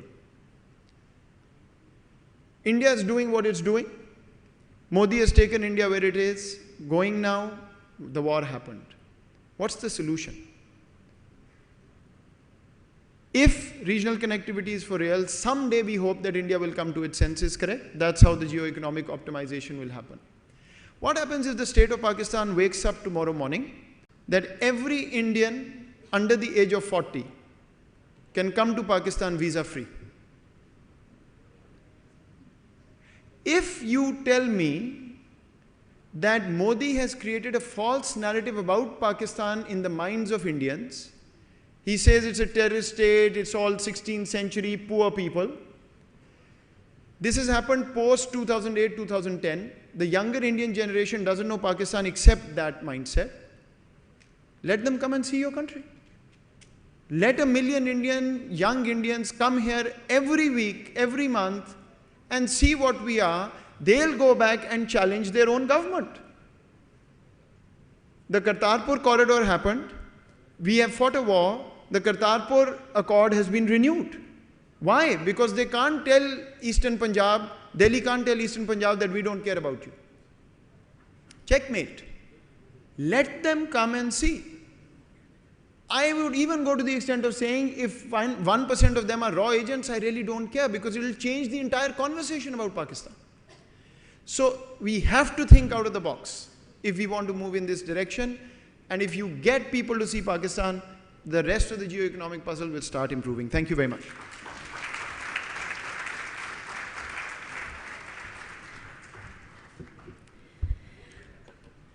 Thank you, Dr. Moeed Yusuf. How exhilarating. You're a true thought leader, mashallah. I know you did not let yourself become the black sheep. We're doing pretty good on time. Your thoughts have really given us a lot of food for thought on how to position ourselves and how to shape our own space in the overall strategic ecosphere. So now we come to the next speaker in track 4. I'd like to also welcome Senator Anwarul Haq Kakar. He joined us while the session had already started. So Mr. Kakar was the 8th caretaker Prime Minister of Pakistan. He was elected as an independent senator from Balochistan in March 2018. And while he was senator, he was also the chairman of Senate Standing Committee on Overseas Pakistanis and Human Resource Development, and a member of the Business Advisory Committee, Finance and Revenue, Foreign Affairs, and Science and Technology. He's an avid intellectual with keen insights on the issues faced by Pakistan, particularly the Balochistan province. He's also patron-in-chief of the Voice of Balochistan, an independent perception-building initiative that he masterminded. The topic that Senator Anwarul Haq Kakar will be sharing his views on is leadership in uncertain times, reimagining Pakistan's strategic future. Ladies and gentlemen, put your hands together for Senator Anwarul Haq Kakar.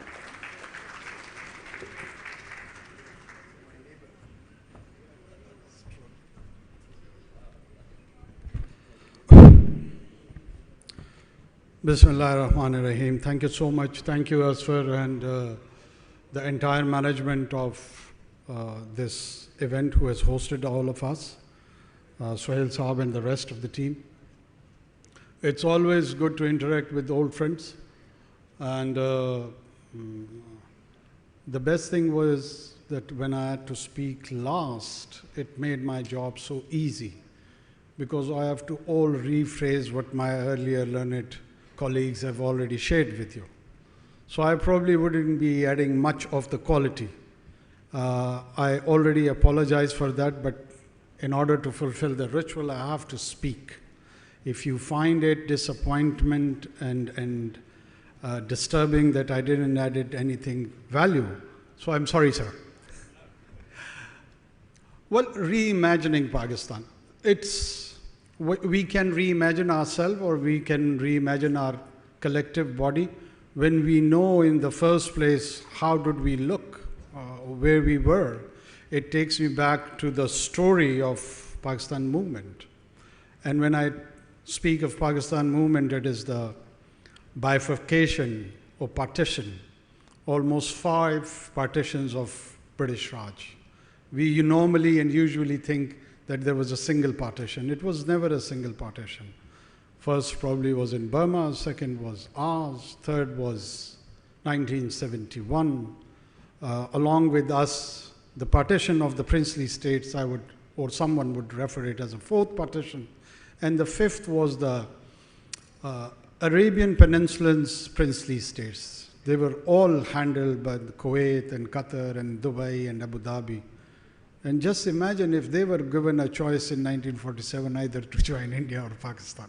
What would have been the strategic transformation and future of this collective political body which is today is known as Pakistan?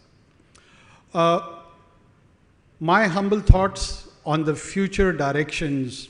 I'm an inborn, I would call myself a sanguine individual. I'm quite optimist. And it doesn't die, no matter how the situation is worst. One of the verses of the great Quranic scripture is that when you hit the despair moment at the most, His mercy begins from there. So the creativity of entire universe is concealed and hidden in desperate moments. When individuals are desperate and despair, something new comes up. Look at the century of humiliation with one of our strategic ally, the Chinese, all filled with opium, probably one of the worst inner story as compared to what it is today's Pakistan. I keep hearing about different themes. I just want to try to connect and reconnect the different points I've taken from the learned speakers who have said something over. I hear about human skill and producing goods and services and linking it with the global labor market. And then I hear a complete disappointment that people, the future, the youth doesn't believe in Pakistan. They're all leaving Pakistan. So how do I balance it out? Where is the reality? This regimental division, which probably General Zubair Hayat has spoken about, the battle of narrative. How do we take our narrative? So what is Pakistan, or what was Pakistan? I keep hearing from my Iranian and Afghan friends. I always hear from them that we have got thousands of years of relations with India. So it's quite an old one. When I started exploring and finding out, in reality they have thousands of years of relation, both Afghans and Iranians, with modern day Pakistan rather than Tamil Nadu. It's with Harappa, it's with Mohenjo-daro, it's with the Indus civilization. The Lopez of Afghanistan was traded here. And the Mesopotamian, where the Iranian plateau was also part of that, some interpreters from the Indus cities, the early civilizations, migrated over there to do the interpretation between the two different ethnic groups.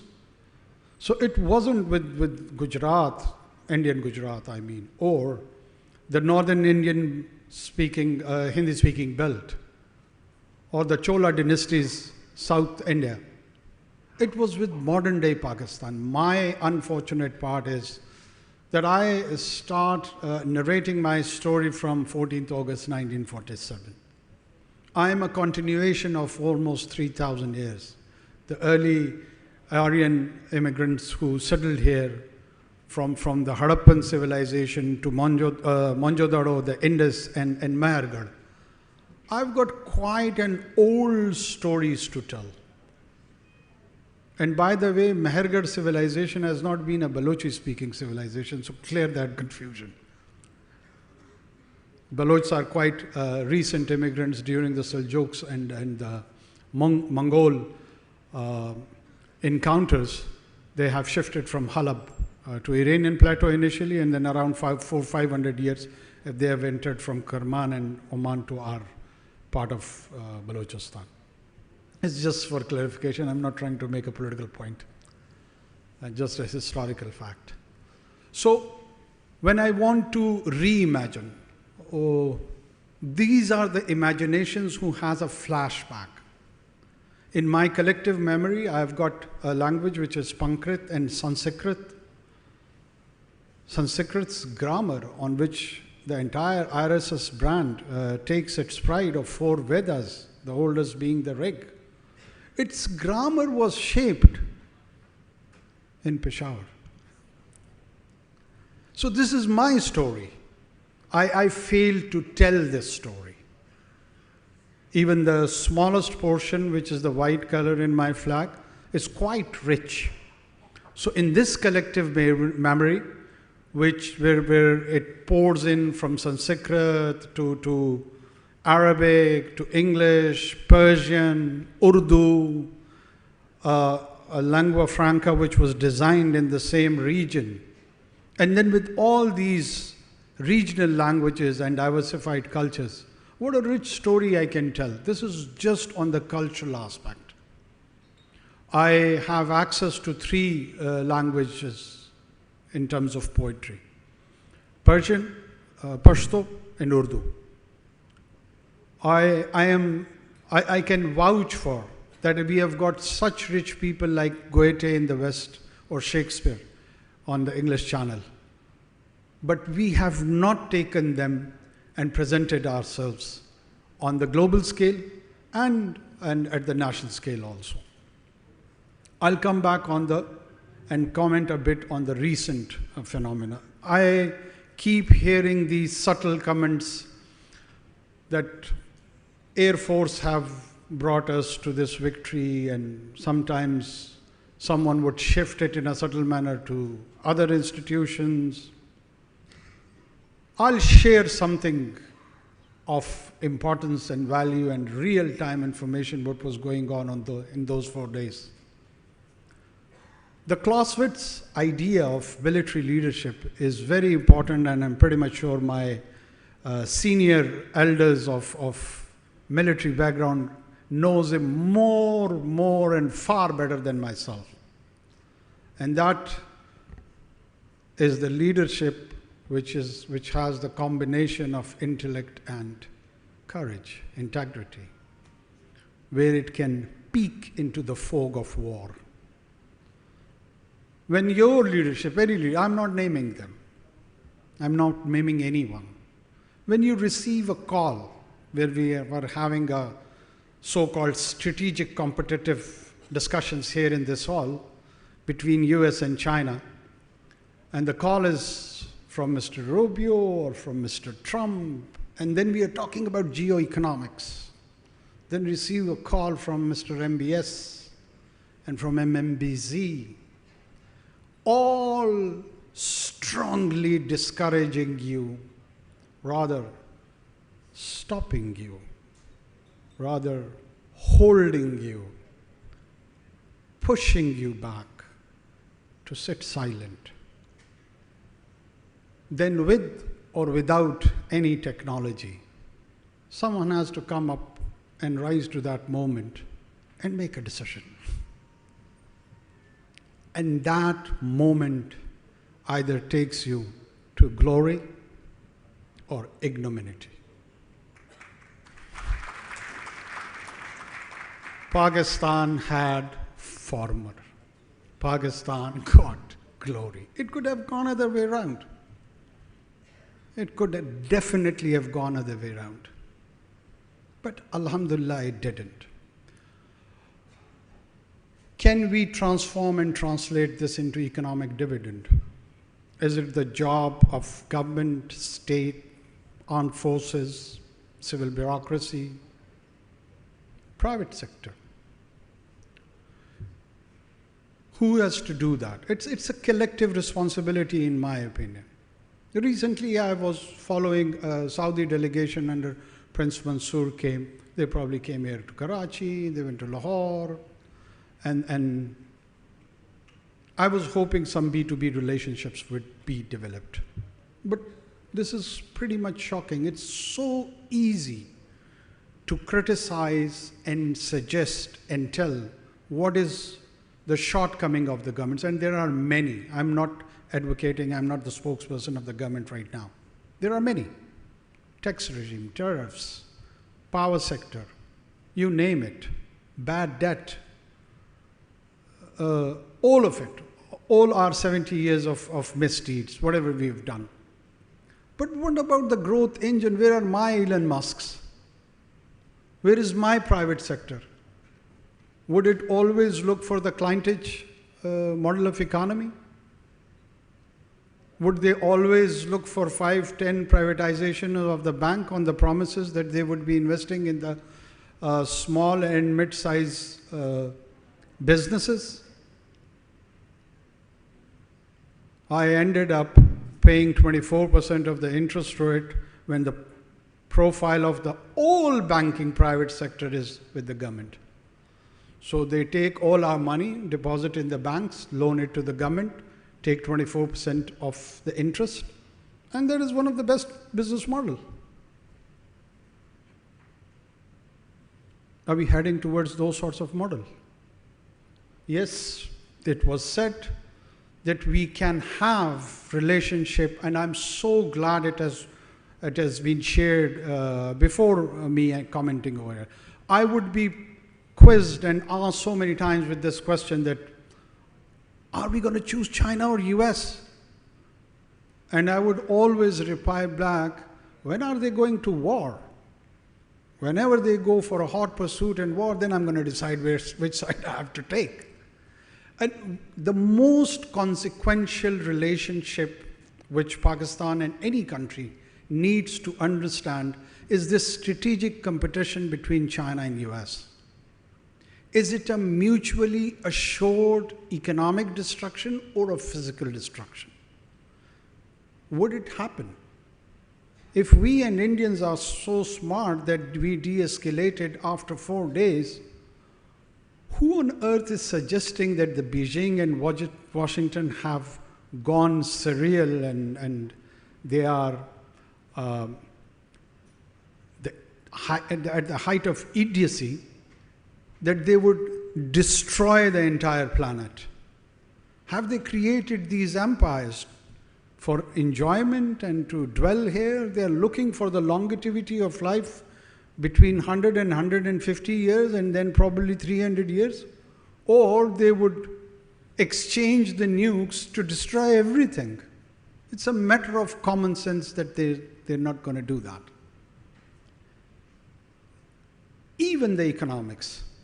If you look at the critical earth materials export regimes, the manner they have brought a leverage to the Chinese side, and the AI chip, Blackwell chip from the NVIDIA, where they have control on the Chinese side, they did not go for the all-out open war. Rather, there is a thaw, there is a stoppage. There's no strategic agreement between them yet. But all-out destruction is not an option. The world is in transition. Post-Second World War order, in which the security guarantor was United States of America, which took over from the UK, that is almost diminishing. It has not been announced. Its initial diminishing element appeared on the European continent in the Ukraine-Russian war, then in the Middle East, then telling its allies in the EU or on the European continent that you have to spend more on your own defense budget. So this is all stepping back. And this stepping back is not an event, it has to be a process. And that process, in my humble assessment, would take at least 10 to 20 years. And on the other hand, the emerging dragon is neither able nor willing to replace the role of the social guarantor of the United States. So would it lead towards more chaos and anarchy at the global scale? If there is a certain collapse of the United States, what would happen? It's, I think it's a very scary sort of a situation if that is the outcome. So we have to navigate while appreciating and understanding what is going on. And then with the new technologies, the knowledge-based economy, the resource and its importance in its role, internal order or disorder, we have to eliminate the obscurity and confusion. The strategic clarity, whether it is internal or external, is the most important element for our existence. Nothing else is more important than clarity. Clarity gives you everything. Yaqeen muhkam amal pe hum, mohabbat fateh alam. So that clarity is required to transform it into a national wealth. We are confused how we're going to handle Balochistan. Half of the nation wants to lick whatever terrorists are doing, their toes, and probably less of the half wants to confront them. So how do you do that? What about the terrorism in NKP? Some would have a skewed and distorted interpretation, linking it to different political positioning that these are the causes of the terror. The simple fact in 2025-26 remains, do I allow my people, our population, to be the victim of this terrorism? Yes or no? I can have a PhD and post-PhD on the different reasons that what were the causes, but it's not going to stop that one single assassin, a suicide bomber, who's going to eliminate either security personnel or a common citizen. Yes, human security is of utmost importance. But how do you do that? A human or a group of human beings is threatened by another group of human beings. So in order to protect this group of human beings, you have to kill these group of human beings. It's quite a gory job. It's quite a gory job. Who's going to decide? And that decision making, it has to be equipped with quality information. It has to be equipped morally and intellectually with the best of the best available model to the mankind. So there are all these point of conversations and these forums, I think, do provide us an opportunity to speak out our hearts, to speak out our minds with this assessment that whatever I said could be utterly wrong. It could be utterly nonsense. And I may hear something new. I do not have access to gospel truth. And I do not represent gospel truth. All I'm trying to do is just share my honest observations. And in my all honesty, I can still go wrong. I'm human. It's pretty much normal. And this test and trial would tell one another that how do we go about these things. The geoeconomics cannot be achieved along with power element which is important for the social order. If there is no military might, your existence is at stake. When I was growing up, that was probably year 1987 or 86, a new virus emerged, acquired immunodeficiency syndrome from Africa, famously known as AIDS. So I asked my teachers, what sort of implication it has on human body. He explained it to us that it eliminates your immune system.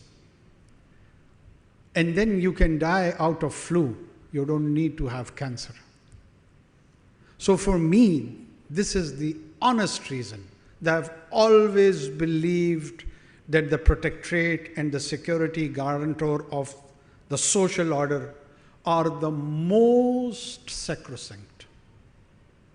We haven't tasted or experienced or can't even imagine the wrath of anarchy.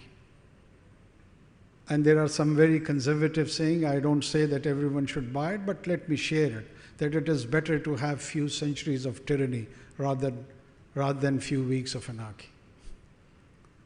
So we need to balance internally. There would be some popular views and there would be some not that popular views. I probably represent the one who are not that popular. That's fine.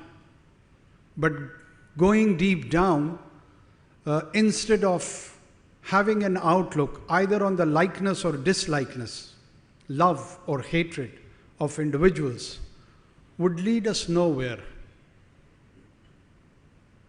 We have to be objective. And in that objection or meaningfulness, Pakistan has a great future. 250 million people, 760 kilometers of coastline. This is what we are talking of, $10 trillion at least in blue economy. Natural resources. And this land is our collective gift. It does not belong to only Pashtuns, Baloch, Sindhi, Punjabi, Gilgiti. Let me say it all out clearly. Pakistan was not created for Pashtuns' rights or Baloch's rights or Sindhi's rights or Mahajir's rights or Gilgitis or Kashmiri's rights. It was an idea where this probably a new spiritual identity, if I'm allowed to call it, a group which identified itself to the Arabic monotheism. They have equal opportunities and the same responsibilities to protect a territory and create a life, economic and social and cultural, all, where it can be a role model, like a Jeffersonian democracy in the US or a Westminster model democracy over there. It was a role model of tolerance, of inclusiveness. We have turned it into an internal battle with one another. And every side thinks that they are on the right moralistic side. So there has to be an anchor. There has to be an anchor, and I don't shy away that that anchor is state, whether somebody likes it or dislikes it. There has to be a relation between the individual and the state. Rights and responsibilities. There are certain rights of the state as well. That's why we inserted Article 5 in the Constitution. Unconditional loyalty. I cannot tell my parents that if you provide for my dinner, you're a great parents. Otherwise, I'm going to defy. I'm going to say, no, you're not my mom, you're not my dad. This cannot happen. In poverty or in richness, they are mine. In good or bad, I owe them. And this is the parental, this is not just रियासत माँ के जैसे होगी, रियासत माँ बाप जैसी होगी. माँ के लाड से तो वैसे ही बच्चे बिगड़ जाते हैं. So thank you so much everyone for this patient listening, and I apologize once again if I have not added anything of value. Thank you so much.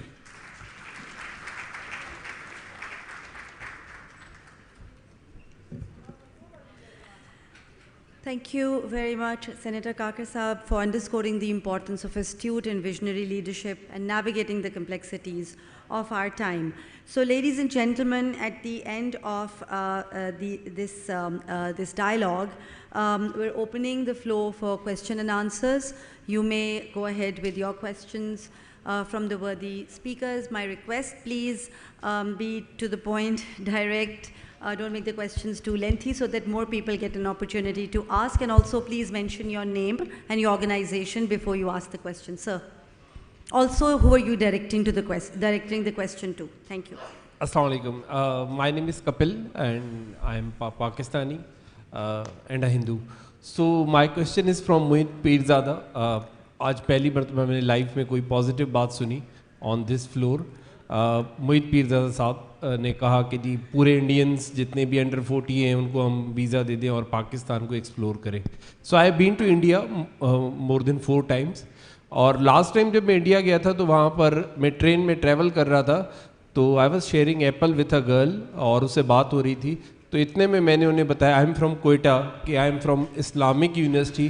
तो she said you are from Pakistan. I said yes. Oh terrorist, where is your beard. और मैंने कहा बहन आहिस्ता, मुझे उठा लेंगे, मैं वीज़ा लेके आया हूँ. तो फिर मुझे उसको एक्सप्लेन करना पड़ा कि पाकिस्तान में सब टेररिस्ट नहीं होते. सो क्या हम ये पॉजिटिव पिक्चर एक लार्ज स्क्रीन पे नहीं दिखा सकते? हम मीडिया को और मेन स्ट्रीम मीडिया को बंद करके, और अगर एक पॉजिटिव नैरेटिव देना चाहते हैं, अगर मेन स्ट्रीम मीडिया पे ही हम एक पॉजिटिव नैरेटिव दें.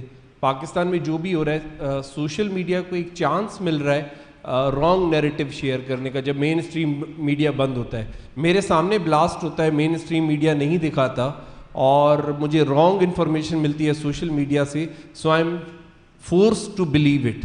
अगर मुझे मेन स्ट्रीम मीडिया सही न्यूज़ दे दे तो मैं सोशल मीडिया न्यूज़ को बिलीव नहीं करूँगा. तो मुझे लगता है जो पिछले पास्ट 2 सालों में हमने मेन स्ट्रीम मीडिया को किसी तरह होल्ड किया है, तो वो एक बैड नैरेटिव क्रिएट करने का एक और अदर रास्ता बन चुका है, क्योंकि हम सोशल मीडिया को भी कंट्रोल नहीं कर पा रहे.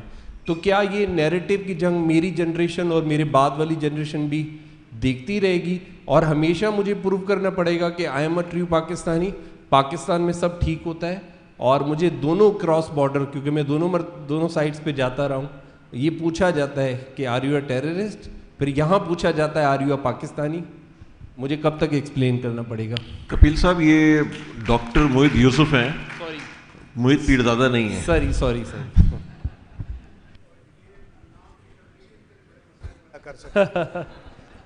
इनको ओमान जाना है, नॉर्दर्न एरियाज नहीं.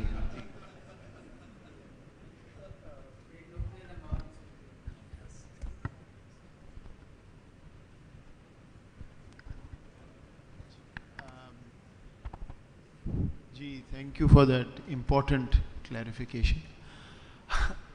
अच्छा देखें, बात ये है कि ये जो है ना प्रेफरेंस फॉर कंट्रोल, ये डिवॉइड नहीं हो सकती from the reality around you. Social media is not going to be controlled for the next 50 years. Nobody can. Maneuver हो सकता है, manipulate हो सकता है, control नहीं हो सकता. You cannot ask people to believe this or that. ठीक? So एक तो ये है. दूसरा है कि जिस मेन स्ट्रीम मीडिया की आप बात कर रहे हैं, वहाँ एक फंडामेंटल प्रॉब्लम है पाकिस्तान का. वो मीडिया आपसे बात कर रहा है, तो आपको तो कन्विंस नहीं करना. Do we have any influence globally through our media? Do we have any ingress? Do we have Fareed Zakaria? Do we have Mehdi Hassan? Do we have those people? Have we nurtured those people? Do we allow those people? So ये तो बात तो बार वाले से करनी है. यहाँ मुझे और आपको बता के तो so mainstream media won't be able to do this. ये डिजिटल मीडिया की स्पेस और एरा है, उसी में आपको रहना होगा. Talking to the world is a skill. It's not something that you can just get up and do.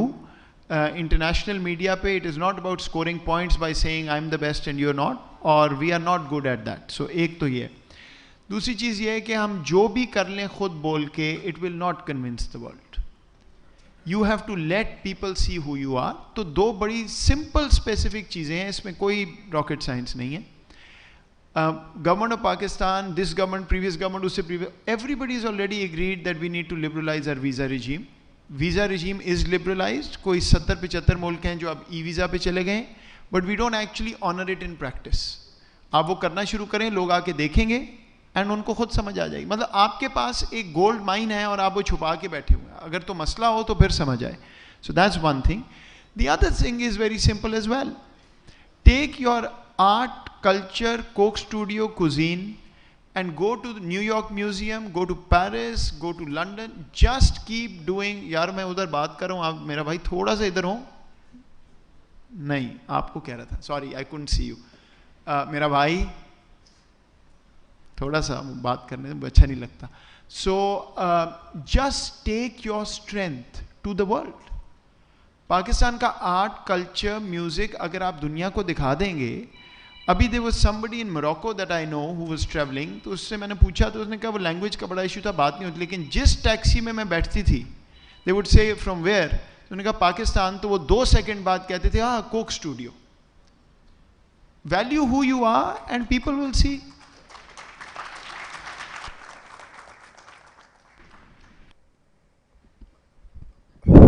मैं इस पे कमेंट करना चाहूँगा. जी. देखिए डॉक्टर साहब ने बहुत खूबसूरत बात की है. मैं समझता हूँ कि हमें इंडियन ऑब्सेस्ड नहीं होना चाहिए. एक तो मतलब मैंने क्यों इंडियन को ये साबित कराना है कि मेरी बियर्ड नहीं है, दाढ़ी नहीं है, मैं टेररिस्ट नहीं हूँ. उसने कभी ये कोशिश की है कि वो हिंदुत्व का मेंबर नहीं है, वो आरएसएस का मेंबर नहीं है. कभी वो एक्सप्लेनेशंस देते हैं, कभी उनकी कॉन्वर्सेशन में ये आता है, कभी उन्होंने ये कहा है कि हम इनके लिए रजीम ओपन कर देते हैं. इतने रेडिकल लोग हैं, हमारी खूबसूरत सा ताजमहल देखेंगे, हिंदुस्तान के तूल और अर्द में घूमेंगे, ये ठीक हो जाएंगे. ये नफ्सियाती प्रॉब्लम मेरा है. मुझे बार बार शौक़ है, अगर आप अपनी सेल्फ एक्सप्लोरेशन और इंट्रोस्पेक्शन जेन्युइन करें, आप पहले ख़ुद से, मेरा नहीं बनता न बन, अपना तो बन, ख़ुद से अपनी मोहब्बत दुरुस्त अंदाज में, अपने शाह लतीफ़ की अगर आपने उसको एहतराम देना है ना तो हिंदुस्तान के लिए ना दें, खुशहाल ख़ान को देना है तो हिंदुस्तान के लिए ना दें, शाह वली उसको बाबुल्ले शाह को देना है तो हिंदुस्तान के लिए या सऊदी अरेबिया के लिए या यूएई के लिए ना दें.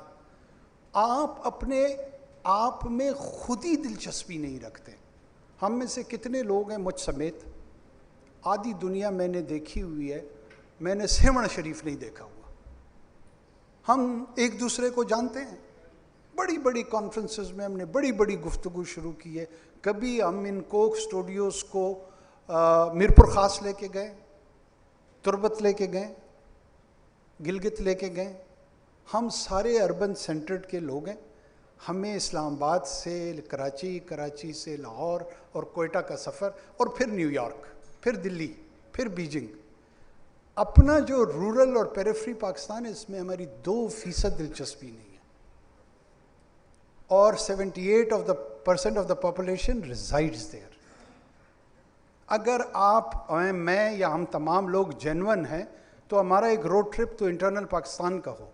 हम जाएं ना सड़क से, जब हमें BLA वाले रोकेंगे तो फिर हमें पता लगेगा यार ये तो बहुत बड़ा चैलेंज है, ये सड़क की वजह से और महरूमी की वजह से नहीं, इनका कोई इलाज होना चाहिए. हम जाते ही नहीं, हमें पता ही नहीं है. हमने सिर्फ ट्रैवल करके बाहर जाना है और सरीना होटल में 2 रातें गुजार के वापस आ जाना है. सो दुनिया ने अपना कल्चर कैसे, क्या किसी दुश्मनी में शो किया? अगर उन्होंने किसी दुश्मनी में शो किया, हम भी उस मॉडल में चल पड़ते हैं. लोग अपनी तलाश खुद करते हैं. दे सर्च देयर ओन सोल्स. मैं आज जो कुछ हूँ, मैंने अपनी इंटरनल और एक्सटर्नल जर्नी की है ना. मैंने अपने किसी क्लास फेलो से या उसकी ज़िद में यहाँ तक नहीं पहुँचा हूँ. ज़िद तो एक नेगेटिव एनर्जी है. पॉजिटिव एनर्जी में क्यों नहीं जाते हम? जब पॉजिटिव एनर्जी में जाएंगे, हम अपने बच्चों को स्पेनिश और फ्रेंच आजकल सिखाना चाहते हैं, बलूची, ब्रावी, सिंधी तो नहीं सिखा रहे. सो अपनी डाइवर्सिफिकेशन, इसमें कोई शक नहीं. मैं खुद उन्हीं के साथ ये एग्री करती हूँ कि हमारे पास बहुत रिच डाइवर्सिफाइड कल्चर है. म्यूज़िक है, ड्रामा है. हमारी मुसीबत देखिए, हिंदुस्तान की फिल्म ने तरक्की शुरू की इस माइंडसेट की वजह से. हमारा स्ट्रेंथ ड्रामे में था, हमने उसे अबेंडन करके लाहौर में जो है ना फिल्में बनानी शुरू कर दी. कवा चला हंस की चाल. जिस चीज़ में आपकी स्ट्रेंथ है उस पर आप फोकस ही नहीं करते. आज अगर वो ड्रामा उसी तरह प्रोग्रेस कर रहा होता, इवॉल्व हो रहा होता, तो चौधरी अशमत का जो वारिस था और खुदा की बस्ती थी, जिस पे आज भी हम प्राइड लेते हैं, और ख़ासकर इस शहर कराची ने उसमें बहुत कंट्रीब्यूट किया है, वो सफ़र रुक गया. अब नए सिरे से हम कंफ्यूज होकर ढूंढ रहे हैं, सिरा नहीं मिल रहा. थैंक यू जी. थैंक यू जी. प्लीज़. मेरा नाम अदनान हसन है. मैं पॉजिटिव एनर्जी की जो बात आप कर रहे थे उस पर ज़रा पिकअप करना चाह रहा था. सवाल था और सवाल से पहले मैं सिर्फ ये कहना चाहता कि मेरे भाई Asfar and Rabia and all these, ये सब के लिए इन्होंने तालियां बजवाई हैं, तो can you all join me in taking a clap for what a great event they've done. There's in our neighborhood we have signed a mutual accord with an important neighbor of ours, which is Saudi Arabia. The topic of that has not come up in our conversation about strategic shifts, strategic importance. And two words that have also not come up are the Abraham Accords. Does somebody want to comment on what the implications are for the mutual agreement that we've signed with the Kingdom of Saudi Arabia, and what that might mean down the road for us interpreting and taking a position on the Abraham Accords? Thank you. Who would dare? Shall I? मैं politician हूँ ना, इसलिए मुझे ये पंगा लेने में कोई इशू नहीं होता है, बाकी लोग ज़रा मोहतात होते हैं. देखिए, we have got a hate and love relationship with United States of America, with the State of Israel, sometime with the former Soviet Union or Socialist bloc, and we are carrying on with that flow of hate and love at the same time. India, of course, is another area, Afghanistan, neighborhood. ये तमाम relationships हमारे love and hate के चल रहे होते हैं. इसी background में ये इशारा मैंने किया कि there is a transitional world from bipolar, multipolar, unipolar और फिर वो multipolar की तरफ जा रहा है. इस पूरे सफ़र के दौरान इब्राहिम एकॉर्ड से पहले ये ज़रूरी है कि हम ये अंडरस्टैंड करें कि स्टेट ऑफ इज़राइल का वजूद कैसे आया. आई एम श्योर बहुत सारे दोस्तों को पता है कि Herzl was Zionist, and by the way, he was more or less an atheist. So the idea of Zionism had got nothing to do with the religion of Judaism. Judaic traditions के साथ उसका कोई ताल्लुक नहीं है. और Zionists once even contemplated that they will find a place somewhere near Argentine and they would create an Israel over there. But the wise one amongst them suggested that no, जो religious fervor है, promised land का idea है, they will not be motivated to move towards Argentine. So we have to stick to the idea of the land of Palestine. So they brought and they created a state. It's a long story, I don't want to go into a history lesson. Brought almost the entire Jewish diaspora from across the globe. Recreated Hebrew language. Recreated its grammar. It was an extinct language. State of Israel ने उसकी modern grammar भी design कर ली है, vocabulary भी दे दी है, and state and institution building mechanism miraculously transformed हुआ है. This, whether you hate them or you love them, you have to understand this reality. इसमें 3 Arab wars हुई उनके साथ, और उन तीनों में हम एक पे अभी बड़ा confident और बड़ा इतराना लफ्ज़ गलत होगा, उस पे हम इफ्तिखार कर रहे हैं. तो उनके मुतालिक सोचिए वो 3 जीते हैं, and with the more powerful numerically superior neighbor. फिर इस ट्रांजिशन में एक बहुत स्ट्रॉन्च और रेडिकल व्यू था कि जी हम इसके वजूद को तस्लीम नहीं करते, ये नापाक है. हम सारों ने यासिर अरफात के रुमाल गले के इर्द गिर्द लटकाते हुए पले बड़े हैं. आप भी शायद उसी जनरेशन से, मैं भी उसी जनरेशन से. हमारा हीरो यासिर था. फिर उस हीरो को हमने उनके साथ साइन करते हुए एक एग्रीमेंट पे भी देखा है. ये भी रियलिटी है. अब्राहम अकॉर्ड तो बाद में आएगा ना, ज़रा हिस्ट्री ताज़ा हो जाए. रियल पॉलिटिक में जिस तरह इब्लीस अलाउ हुआ क़यामत तक इंसानियत को गुमराह करने के लिए, नियर फ्यूचर में इस रियासत का वजूद लग रहा है कि वो मौजूद होगा. अगर किसी के पास ये ऑप्शन है कि उसकी एलिमिनेशन फिज़िकल, मिलिट्रली, सोशली हो सकती है, तो प्लीज़ मुझे भी ज़रूर इन्फॉर्म करें. अब आ जाते हैं एब्राहम अकॉर्ड पे, ये तो रियलिटी हो गई। उनकी एक साइकोलॉजिकल डेफिशिएंसी है, वो जानते हैं कि ये ऑक्युपायर्स हैं, उस ऑक्युपेंसी को उन्होंने लेजिटिमाइज किए है with their continuation, this is their method. उनके जहनों में ये है कि ये 100 साल रहेगा, 2 रहेगा, 1000 मिलेनिया रहेगा, उस कंटिन्यूएशन से लेजिटिमेसी मिलती है। सो फोकस इसी पे रखो कि अपनी प्रेजेंस और ऑक्यूपेशन जो है ना, इसका तसलसल ना टूटे। इसमें लेजिटिमेसी का जो एलिमेंट है, this is psychologically very rewarding. मेरी नाचीज़ राय में हमें उसको बिल्कुल नहीं तस्लीम करना चाहिए। अभी तक की मेरी गुफ्तगू ये लग रही थी कि शायद मैं तस्लीम करने की तरफ सजेस्ट कर रहा हूँ। मैं हकीकतों को अपने तई समझते हुए क्यों नहीं करना चाहिए, ये डिबेट होनी चाहिए। इसलिए नहीं करना चाहिए कि हमारे लिए कोई डिविडेंड नहीं है, हमारे लिए कोई रिवॉर्ड नहीं है। अब रिवॉर्ड में लोग समझते हैं कि हमें इकोनॉमिक रिवॉर्ड, जैसे मोहित साहब हमारे दोस्त जो इकोनॉमिक्स से गुफ्तगू कर रहे हैं, मॉरल रिवॉर्ड भी नहीं है। We human beings we talk of the great moral fabric. हम तमाम लोग 2 साल में, यहाँ पे मुझे बड़ी गालियाँ पड़ी हैं जी, 2 रियासती फार्मूला क्यों इसने कह दिया, कायदे आज़म ने लिखा था ख़त और उस ख़त के तहत उन्होंने एक पोजीशन प्रिंसिपल बिल्कुल ली थी, मैं इससे इनकार नहीं कर रहा हूँ। 2 साल सारी दुनिया को मिल के लगी है जगबंदी कराने में कि यार अल्लाह का वास्ता है, मैं कत्ल न करो। 60,000 people have lost their life along with 12,000 children. Has anyone asked those people and their loved ones, were they ready for this war? हम यहाँ सारे तमाशा लगा के लाशों के तमाशबीन बैठे हुए हैं और हमें अब्राहमिक अकॉर्ड पर उनकी फेट पे, उन बच्चों की जिंदगी जो उन्होंने दी है, मैं उनका बाप नहीं हूँ, मेरा एक बेटा है, मेरी रूह कांप जाती है जब मैं तसव्वुर करता हूँ कि इसकी जान को कोई खतरा होगा।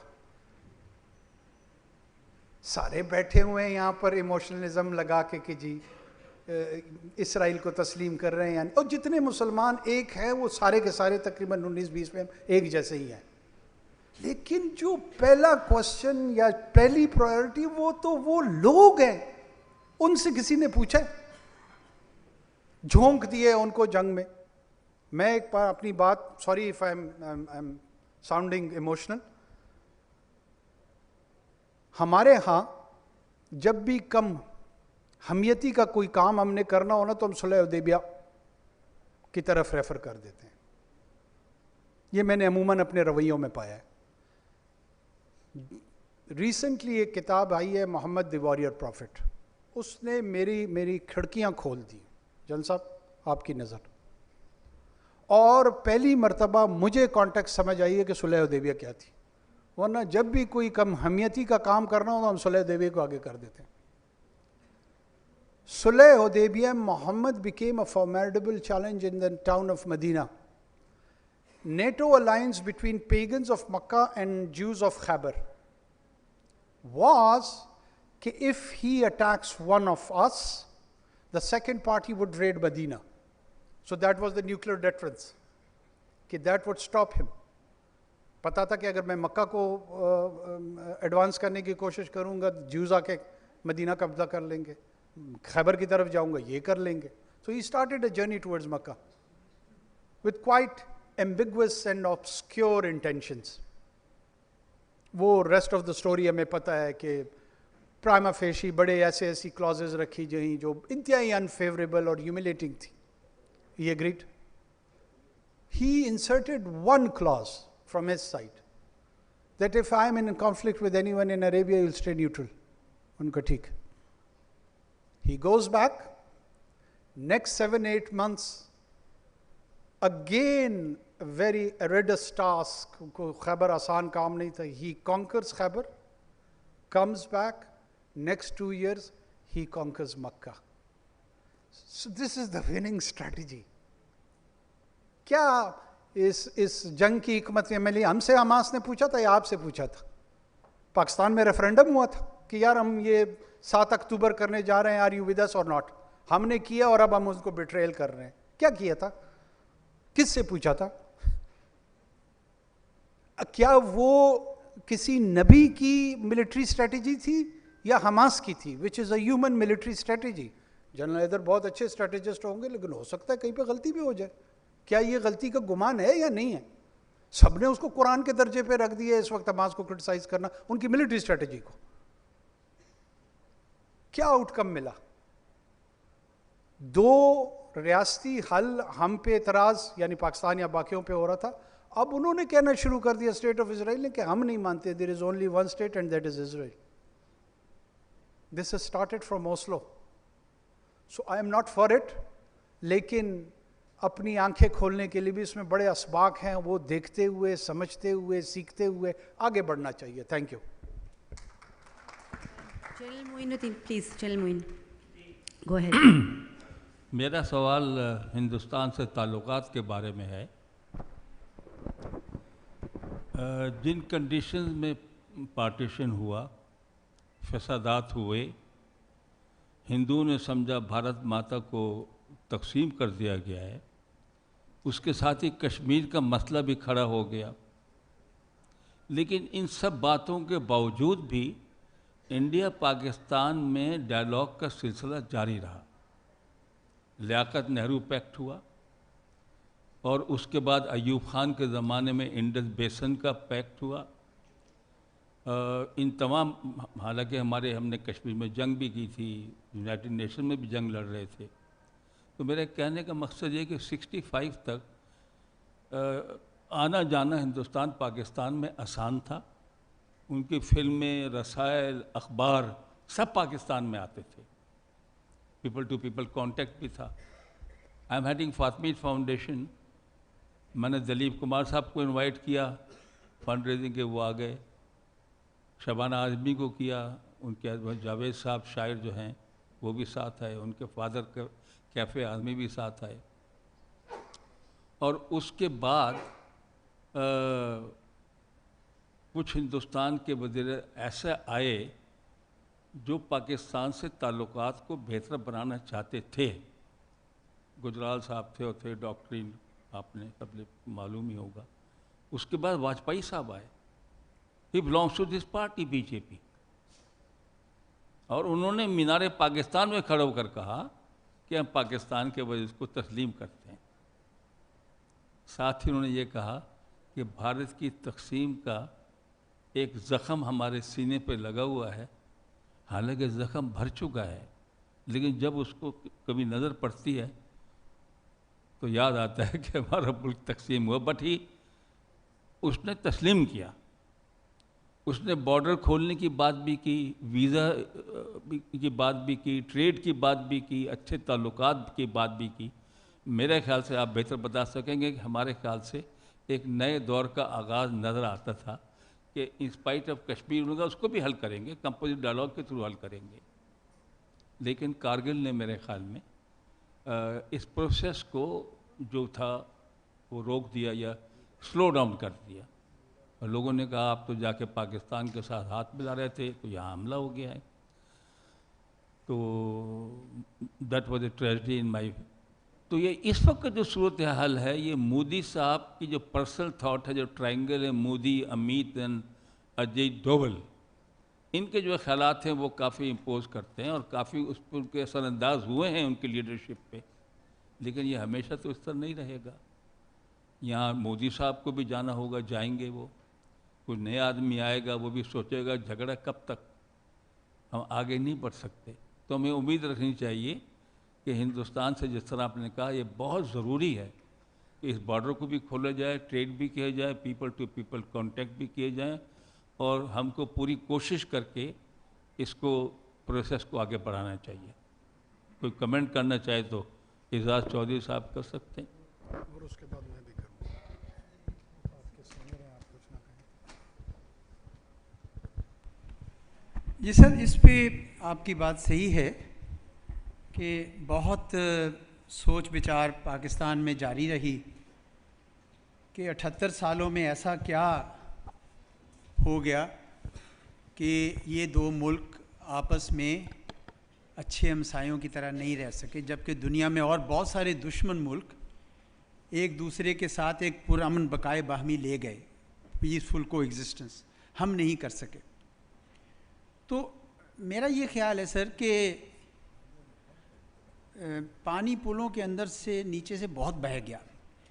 कुछ तो ऐसी वजूहात हैं जो वाजपेयी साहब के उधर आ जाने से भी ख़त्म नहीं हुई थी।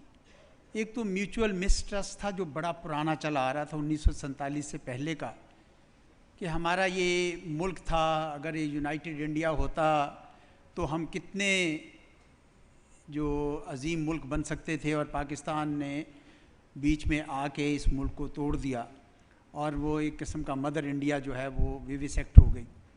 एक तो वो चल रहा था और वो अभी भी चल रहा है। फिर सर ये हुआ बीच में कि ये जब कश्मीर का मसला था, वो भी आपको पता है कि कश्मीर तो वैली 93% मुसलमान थे, 77% बाकी पूरा कश्मीर था। एक पूरी भयानक साजिश से उसको लिया गया। मैंने उस पर एक बहुत चैप्टर्स भी लिखे हैं, किताब के अंदर पूरी तफसील लिखी है, और ख़ुद से नहीं, सारे एलिस्टर लैम्ब से, स्टैनली वोल्फर्ड से, एम.जे. अकबर से, ए.जी. नूरानी, सब ने इसको बताया है कि किस तरीके से ये नेहरू और पटेल ने साजिश करके पाकिस्तान से लिया गया, और वो भी आज तक एक सुलगता ज़ख्म है, वो ज़ख्म भरा नहीं है। अच्छा, तीसरी बात सर ये है कि पिछले 2 दहाइयों में इतना ज़्यादा हिंदुस्तान ने टेररिज्म को बुनियाद बनाकर पाकिस्तान को स्टीरियोटाइप बना दिया। और मैंने सर बाकायदा इवन 9/11 हुआ सितंबर 2001 में, दिसंबर 2001 में पार्लियामेंट पे हमला हुआ, और उस पर मैंने पूरी तहकीक की। पता चला कि पाकिस्तान का कोई लेना नहीं है। Even supreme court of India ने जब उस पर जजमेंट दी कि अफजल गुरु को जो मारा गया था, उन्होंने कहा कि एविडेंस कोई नहीं मिली, it was only to satisfy the public consciousness of society. लेकिन उसमें जो उन्होंने इल्ज़ाम हम पे लगाया था कि जी ये पाकिस्तान से 2 ग्रुप आए थे, लश्कर तैयबा, जैश मोहम्मद, उन्होंने सब किया था। और उसके बाद 20 इंसिडेंट्स हैं जो मैंने इन्वेस्टिगेट किए हैं, तो उसको बाकायदा पॉलिटिकली यूज़ किया गया है। इवन जब पीस प्रोसेस चल रहा था जनरल मुशर्रफ साहब का, 2006 की बात कर रहा हूँ, सैफरॉन टेररिज्म भी पीक पे था, और हमने रंगे हाथों बंदे पकड़े BLA को पैसे देते हुए। मैंने अपनी किताब में डॉक्यूमेंट की है ये सारी चीज़ें। मेरा मकसद कहने का ये है कि वहाँ के चांद अच्छे लोग अगर थे, वाजपेयी साहब थे, तो उन्हीं की पार्टी के मोदी साहब भी हैं, तो ये साथ साथ सिलसिला टेररिज्म का भी उसने भी बहुत आगे बढ़ा दिया। और जो आखिरी सर जो वजह है, जो मेरा ख्याल में हमने बड़ी देर से ज़्यादा जानी उसके ऊपर, वो है कि जो India's quest for regional dominance, उसकी वजह से हिंदुस्तान के अंदर, भारत के अंदर वो आ ही नहीं सका। एक बड़ा दिल, बड़ा मुल्क है, छोटा दिल रहा, तो उसका किसी नेबर के साथ भी नहीं बन सका। सिर्फ पाकिस्तान की बात नहीं है, और वो किसी को भी साथ नहीं लेकर चल सके। मैं बांग्लादेश शेख हसीना के दौर में गया था, मैंने देखा था कि किस किस्म की घुटन वहाँ पे पैदा की हुई थी उन्होंने। उसमें तो बड़ी दोस्ती थी, हर वजारत में उनके बंदे बैठे हुए थे, और मैंने घुटन देखी। और फिर उसके बाद भी गया मैं बांग्लादेश में देखने के लिए। यही हाल मैंने नेपाल में देखा, जब वहाँ मैं इकोनॉमिक एम्बार्गो में गया वहाँ पे, और मैंने देखा कि कितनी ज़्यादा नफरत थी। इतना बड़ा मुल्क हो गया, छोटे से एरिया पे कब्जा किया हुआ है। तो ये जो डोमिनेंस करने की एक है ना, बालादस्ती लेने की इलाके में, तो वो भी चैन नहीं लेने देती हिंदुस्तान को। इस वजह से सिलेक्टिवली हम नहीं ले सकते कि चूँकि वाजपेयी साहब आ गए तो ये बाकी सारी चीज़ें जो हैं वो ख़त्म हो गई। आपकी बात से मैं तस्लीम ये करता हूँ कि कारगिल, मेरी भी जो तहकीक है 2 किताबों में मैंने इसके ऊपर की है, कि मेरा भी ये कहना है कि वो एक मिलिट्री मैनूवर शायद ठीक था। इसलिए ठीक था मिलिट्री मैनूवर कि ये जो आपको पता है ये हाइट्स हमारे पास थी, और ये अप्रैल 1965 में पहली बार इंडिया ने पकड़ी थी। फिर इन्होंने जून में छोड़ के हमें वापस कर दी, फिर दोबारा इन्होंने पकड़ी, तो कई बार ये चेंज हुई थी। अब हमारे लोगों का ख्याल था कि 1972 के शिमला एग्रीमेंट के बाद उन्होंने कम से कम 3 जगहों पर इंक्लूडिंग सियाचिन ग्लेशियर कब्जा कर लिया, तो हम भी कर सकते हैं। जो उसकी टाइमिंग बहुत गलत थी, क्योंकि उधर peace process, Lahore peace process चल रहा है, इधर से आप ये कर रहे हैं। वो उसकी वजह से अभी मेरा ख्याल है सलमान साहब जो है हमारे एयर चीफ ने बड़ी सही बात की कि इंस्टीट्यूशनल सपोर्ट अगर हो और आपस में कोहेरेंस और कोऑर्डिनेशन हो, जो लैक करती थी उस वक्त कारगिल ऑपरेशन में, तो मैं समझता हूँ कि पाकिस्तान में आज भी ये ख्वाहिश है कि हम जिस तरह अभी देखें ना, हमारे फॉर्मर नेशनल सिक्योरिटी एडवाइज़र कह रहे हैं कि खोल दें बेशक वीज़ा आने दें, क्योंकि हमारे अंदर उस किस्म का बुग़्ज़ नहीं है। लेकिन मोदी साहब ने पिछले 10 साल में 15 साल में इतनी नफ़रत भर दी है कि इवन जो सेंटर में बैठे हुए थे लोग वो भी स्विंग कर गए हैं टू दी फार राइट। इतना सेफरनाइज हो गया है। मैं हर 3 महीने बाद ट्रैक 2 में उनको मिलता हूँ, पिछले 10 साल से चल रहा हूँ उनके साथ, और मैं जाके देखता हूँ कि किस तरीके से इतना रेडिकलाइज हो गए हुए हैं कि आप मतलब हैरान हो जाते हैं कि वो किस किस्म का हो गया। तो मैं मोहित साहब की भी बात को ये कहता हूँ कि ये उस ज़माने में तो बहुत अच्छा था जब हमने 2007 में दोनों मुल्कों के लिए वीज़ा रजीम खोली हुई थी। 1 लाख वीज़ा हम देते थे, 1 लाख वीज़ा वो देते थे, और बिल्कुल चल रहा था। आज ये काम शायद नहीं हो सकेगा, वहाँ इतनी ज़्यादा नफ़रत भर दी है। लेकिन पाकिस्तान को अमन की बात करते रहना चाहिए, पाकिस्तान को कभी भी इससे मकसद से नहीं हटना चाहिए, ना डायलॉग से रुकना चाहिए। लेकिन पिछले 9.5 साल से हर रास्ता बंद कर दिया गया है डायलॉग का। ये मेरी सबमिशन है। डॉक्टर मोहित, एक छोटा सा मैं सवाल कर दूं, छोटा सा। डॉक्टर मोहित भी जवाब देना चाह रहे हैं। इसी अच्छा, मैं आप फिर हो सकता है फिर आप एक दफ़ा ही जवाब दे दीजिएगा। ये जो आप बात कर रहे हैं इंडियन पार्लियामेंट पे या कश्मीर असेंबली पर भी तो हमला हुआ था ना जी? 1 महीने बाद उसके वो हुआ कश्मीर असेंबली पर जी। तो आपने कहा आपने तहकीक की और पता चला कि हमारे कोई आदमी इन्वॉल्व नहीं था जी। 20 जहादी जमातें पाकिस्तान की कश्मीर में जहाद कर रही थी जी। और उस वक़्त तक जो यूनाइटेड नेशन ने ऑर्डर निकाला कि अभी जो है ना ये वॉर ऑफ इंडिपेंडेंस एंड अपना आज़ादी के बजाय अब ये क्रॉस बॉर्डर टेररिज्म हो जाएगा, 2001 के बाद एक नया रेजोल्यूशन पास कर दिया था। जबकि फिर ये तमाम जमातें जो थी, जो हमें पता था और अमेरिकनों को पता, सबको पता था कि ये जहाद कर रही हैं और वो एक्सेप्टेबल था, वो बाद में फिर एक्सेप्टेबल ना रहा। Just to tell you my experience, Jaish Mohammed और लश्कर तैयबा में कंपटीशन था, दोनों क्लेम कर रही थी कि हमने कश्मीर असेंबली पे अटैक किया है, बिकॉज उससे फिर उनको फंड मिलते हैं, फिर और रिक्रूट मिलते हैं, उनको गन फॉडर मिलता है ले जाने के लिए अंदर। तो I spoke to the general who was controlling sitting in Hamza camp ISI के। मैंने कहा भाई ये इनको बहुत दफ़ा समझाया है कि वहाँ हिंदुस्तान में कोई कामयाब ऑपरेशन करके आओ कश्मीर में, उसके लिए बयानात मत दो, अखबारों में मत छापो, फिर वो हमारे ख़िलाफ़ एविडेंस कल को बन जाएगा। तो उसने उनको दोनों को समझाया, वो दोनों नहीं माने। उन्होंने नहीं जी ये तो हमारा बहुत बड़ा कारनामा है और इससे हमारी फंडिंग होगी, फलाना होगी। लेकिन अगले रोज़ मैंने देखा कि एक लश्कर तैयबा या जैश मोहम्मद की तरफ से अखबार में एक अपॉलॉजी आई हुई थी कि हमारे किसी ने गलत कोट किया कि ऑपरेशन हमने किया, हमने नहीं किया। तो मैंने उनसे कहा यार thank you very much general साहब कि आपने ये इनको समझा दिया। उन्होंने कहा जी हमने समझाया, ये नहीं माने, हमने इनका लेटर हेड छाप के प्रेस में दे दिया है और ये अपनी तरफ से ये पैगाम जारी कर दिया है। उसकी तो ये कहानी जो मुझे मेरे एक्सपीरियंस की मैं आपको बयान करूँ। दूसरी बात, परवेज़ मुशर्रफ साहब अल्लाह उनको जन्नत नसीब करे, मैंने उनसे पूछा कि सर वहाँ पर वाघा पे वो बस यात्रा पे आ रहे हैं और लोग जप्फी मार रहे हैं उनके अपना इंडियन प्राइम मिनिस्टर को, वाजपेयी साहब को, और आप यहाँ कारगिल में अंदर जा रहे हैं, तो आपने नहीं कहा नवाज शरीफ साहब से कि या तो इस विजिट को पोस्टपोन करा दें या हम ये ऑपरेशन रोक दें?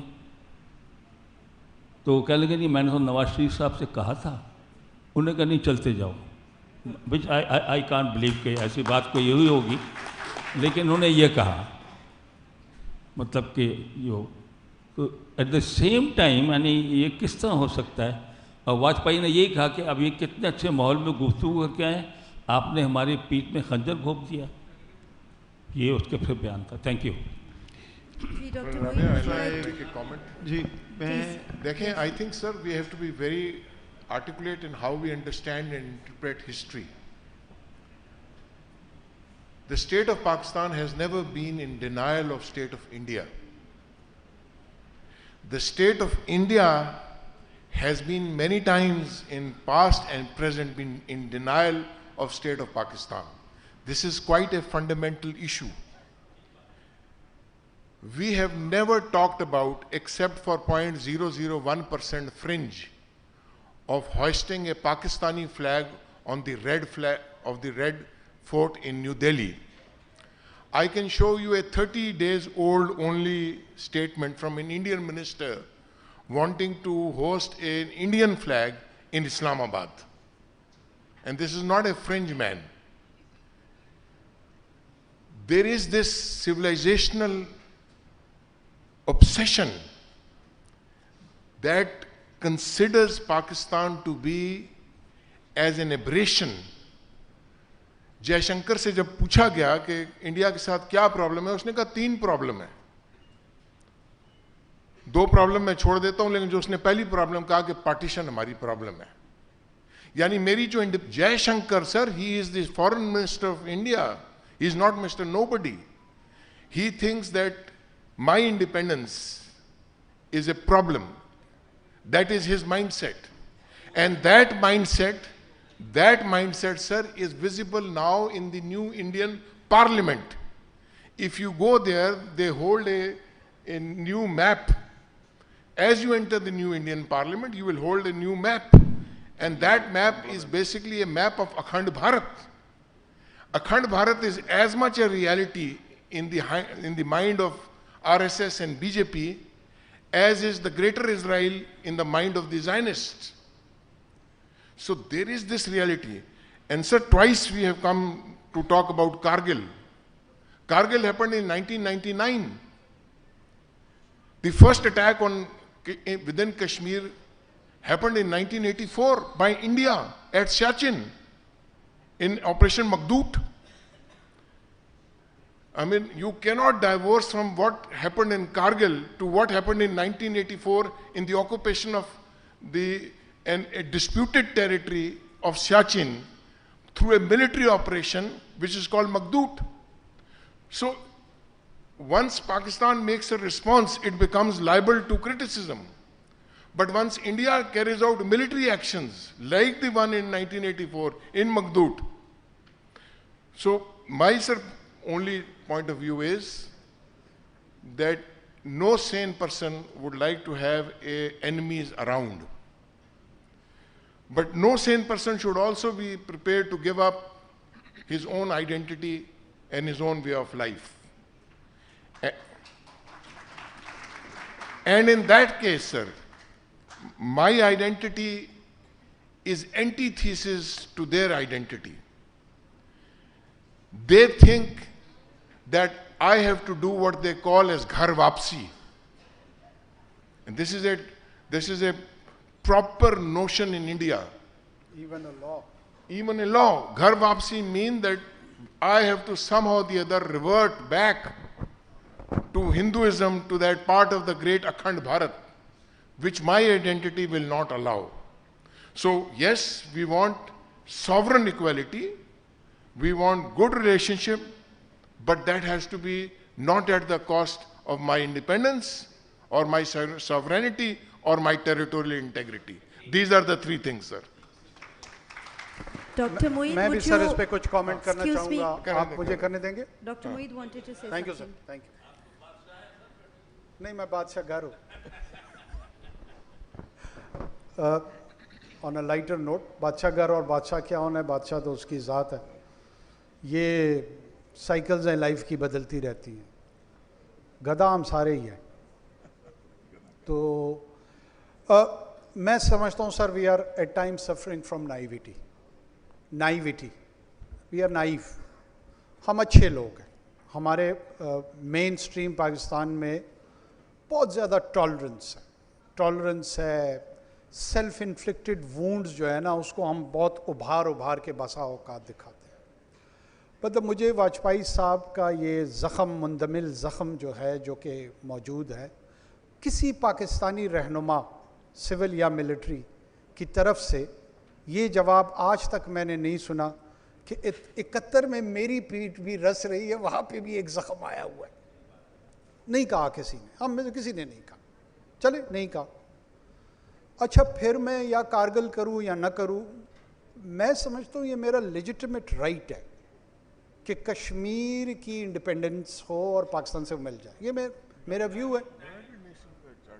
नहीं सर, टाइमिंग्स तो चले, उस पर गलती या ना गलती उस पर ज़रूर बहस हो सकती है, लेकिन ये मेरा लेजिटिमेट राइट है, क्योंकि हिंदुस्तान भी यही पोजीशन लेके बैठा हुआ है कि ये मेरा हिस्सा है, अटूट अंग है, हम कहते हैं हमारी शहरग है। लीगली मॉरली स्पीकिंग हैदराबाद में वो प्रिंसिपल नहीं मानता निज़ाम के पास, कश्मीर में अप्लाई करता है, दे देता है हैदराबाद निज़ाम उसी एप्लीकेशन के तहत पाकिस्तान को, तो हम मॉरली थोड़े से वीक पोजीशन में होते। हम में से किसी ने मैंने नहीं देखा कि उसको इक्वली आर्ग्यू करता हो। कारगिल पे उसको गुस्सा बड़ा आता है, उसको बड़ा गुस्सा आता है, दहलकाम पे वो खामोश रहता है, उधर उसको कोई प्रॉब्लम नहीं होती है। जब चाइना उसकी ज़मीन आती आता है, मतलब बाकायदगी से, अरुणाचल प्रदेश पे उसकी जो पोजीशन है वहाँ पे भी उसको गुस्सा नहीं आता। इधर मैं जन साहब की इस बात को लिंक करती हूँ कि प्रॉब्लम क्या है, हमें मतलब खुले दिल से और बहुत कूल हेडेडली इसको आइडेंटिफाई करना चाहिए। प्रॉब्लम ये है कि इनका जो रिविजनिस्ट आइडिया है सरवारकर से लेकर पोस्ट 1925 और हिंदुत्व को एज अ पॉलिटिकल आइडियोलॉजी जो उन्होंने एक्सप्रेस किया, they want to give the right of peripheral existence to the rest of the minorities. तो उनका व्यू है कि क्रिश्चियनिटी, मुस्लिम, सिख, ये हमारी जो ओरिजिनल पॉपुलेशन थी फ्रॉम द इंडस सिविलाइजेशन, उसमें जो 4 ऋग्वेदास के फॉलोअर्स थे, कुछ पॉपुलेशन भी ले गए हैं और अब थोड़ा सा ज़मीन का टुकड़ा भी ले जा रहे हैं, तो we will resist this. Interesting fact जो मुझे भी अभी रिसेंटली किसी ने बताया और मुझे समझ आई, पहली पार्टीशन में जब बर्मा हट रहा था तो Congress and Gandhi encourage that. Burma में बहुत सारा एक आंसूची के वालिद और दूसरे लोग जो थे वो यूनाइटेड ब्रिटिश इंडिया पे यकीन रखते थे। उन्होंने कहा जी हमें तकसीम ना करें, जैसे हमारी कांग्रेस और बाचा खान और बलोच जोमा कि वो यूनाइटेड इंडिया रखना चाह रहे थे। उन्होंने कहा बर्मा इसका हिस्सा है, क्यों आप दूर कर रहे हैं। गांधी जी इनकरेज सेपरेशन, क्योंकि वो जियोग्राफी महाभारत की जियोग्राफी नहीं थी। महाभारत में जो रामायण और महाभारत के वर्सेस थी, उसका जो जोग्राफिया है वो मौजूदा हिंदुस्तान, पाकिस्तान, बांग्लादेश है। तो that idea of religion is linked with this geography, और उस जियोग्राफी की जो डिवीजन है वो कभी भी डाइजेस्ट नहीं होगी। आप 4 लाख वीज़े लोग खोलना चाहते हैं, 40 लाख खोलना चाहते हैं, 4 करोड़ खोलना चाहते हैं, ज़रूर खोलें, मैं कौन होता हूँ रोकने वाला। लेकिन डोंट बी नाइव। आरएसएस दुनिया की सबसे बड़ी एनजीओ है, करोड़ों लोग उसके मेंबर्स हैं। मोदी जैसा चाय बेचने वाला शख्स 1.5 अरब के हिंदुस्तान का वज़ीर आज़म, मोहित पीएचडी है, अभी तक वज़ीर आज़म नहीं बन सका, और वहाँ चाय बेचते बेचते एक आदमी वज़ीर आज़म बन गया। Why? This is serious question. क्योंकि आरएसएस के कंट्रोल मॉडल में लॉयलिस्ट को पे किया जाता है, रिवॉर्ड किया जाता है। And in Gujarat he behaved and exhibited as a loyalist। अभी अद्वितीय उसमें महाराष्ट्र में वो बिहेवियर कर रहा है, ताकि वो मॉडल उसने देखा है कि अगर ये बिहेवियर होगा तो यू वुड रीच द पीएमशिप। ज़रूर हमें पब्लिकली ये कहना चाहिए, तैयारी के साथ रहना चाहिए, अलर्ट रहना चाहिए, अपनी इंटरनल डाइसेंस और अपनी इंटरनल स्ट्रेंथ को इम्प्रूव करना चाहिए। रीजन में हमें कनेक्टिविटी का और तिजारत का शौक़ है। मार्को पोलो से लेके अभी तक हम सब वेस्ट के साथ तिजारत करना चाहते हैं। अच्छा, खुद ही सब यहाँ हम कह रहे हैं कि चाइना दूसरी बड़ी इकॉनमी है। किसी से मैं एक्सपर्ट से पूछता हूँ कि यार हमारा और चाइनी ट्रेड और इकोनॉमिक रिलेशन क्या है। $1 ट्रिलियन वो साल का कंज्यूम करते हैं, हम $900 मिलियन की एक्सपोर्ट करते हैं। है हमारा वो स्ट्रेटेजिक पार्टनर। लेकिन कनेक्टिविटी मुझे इंडिया से चाहिए, तिजारत मुझे हिंदुस्तान से चाहिए। वहाँ है, अच्छा ताल्लुक़ है, वेलकम कर रहे हैं, वीज़ा का भी इशू नहीं है। कोई बिजनेस एंटिटी मैंने अभी तक नहीं देखी। डेनम बेचते हैं $500 का, डेनम वालों से मेरी बात हुई है वैसे, टू यूएस एंड ईयू। मैंने पूछा चाइना कितने बेचते हो? नहीं सर वहाँ तो नहीं है कारोबार हमारा। जितना प्राइवेट सेक्टर आपका है, वो टमाटर दिल्ली में ज़रूर बेचना चाहता है, लेकिन एग्रीकल्चर प्रोड्यूस चाइना के साथ उसको नहीं पता कि कोई रिलेशन होना भी चाहिए या नहीं? कोई एक पेपर मौजूद नहीं है जो हमारे और उनके ट्रेड रिलेशंस पे डाटा हमें दे सके कि ये चाइनीज़ मार्केट की डिमांड और रिक्वायरमेंट है, पाकिस्तान ये प्रोड्यूस कर सकता है, इतनी एंटिटीज़ को एक दूसरे के साथ इंट्रोड्यूस करा देते हैं। बस सरकारी वफ्द हैं, 20 बंदे मैं लेके जा रहा हूँ, 50 आपकी बारी पे चले गए, कुछ उनकी तरफ से आ जाते हैं, 2-0 की बात चल रही है। अटर confusion. Why don't we want to have a trade relations with China? We say regions develop होते हैं, तो चाइना हमारे रीजन से बाहर है, उसकी तरफ हमें कोई गुमान नहीं आता, कोई ख्याल नहीं आता। तो मैं अपना मेरा ये ख्याल है कि we should remain self confident. ये बड़ी मुश्किल से 4 दिनों बाद आ गया है, अब लकीली आ गया है तो let's sustain it. We should never expose an inferior sense vis-a-vis India. We should not be belligerent. I'm not saying that. We should have a very balanced and constructive approach. अगर उनकी ख्वाहिश है तो हमारी भी होनी चाहिए, हमारी अपनी जगह मौजूद है, लेकिन शबाना आज़मी की दीदार के लिए हमें तमाम चीज़ें बर्बाद नहीं करनी चाहिए। Sorry. No offense. Ji, I'm going to request Dr. Moeed Yusuf. He's been wanting to speak for a while. Ji, please. You wanted to make a point. I'll make myself unpopular. I'm actually surprised Ishrat Saab is quiet. देखें, बात simple सी है.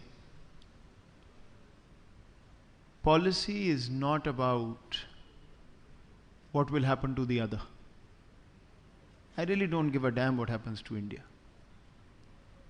The question is not कि India अच्छा है कि बुरा है, India आपको तस्लीम करता है कि नहीं करता, अफगानिस्तान कहता है जी हम पाकिस्तान नहीं करता, ये जो अभी हम बात करें छोटा मुल्क बड़ा मुल्क, अफगानिस्तान जाएं तो देख लें वो हमारे बारे में क्या कहते हैं, ये तो गुफ्तगू चलती रहेगी। क्वेश्चन सिर्फ एक है पॉलिसी मेकर के लिए ऑलवेज, मेरा फ़ायदा किस में? It has to be devoid of emotion. Who says India is nice to Pakistan? I don't think there's any Pakistani. Who says India is sincere to Pakistan? I don't think there's any Pakistani. The question to answer is it beneficial for me to do X or Y? यहाँ पे problem है। ये एक रियासत ने ही फैसला किया था, ना मेरा है, ना आपका है, ना किसी और का है। At least as far as I can tell, there was, at least when I was doing this, not a single individual who studies this as an economist, as a trade economist, Pakistani officials, who could come up with any framework जिसमें Pakistan economically secure हो सकता था without the region, including all countries. आज आप कर सकते हैं, नहीं कर सकते, बिल्कुल ठीक है, Modi is who he is, you cannot do anything. Does that mean that we now start thinking of this as a permanent closure? I think it will hurt us.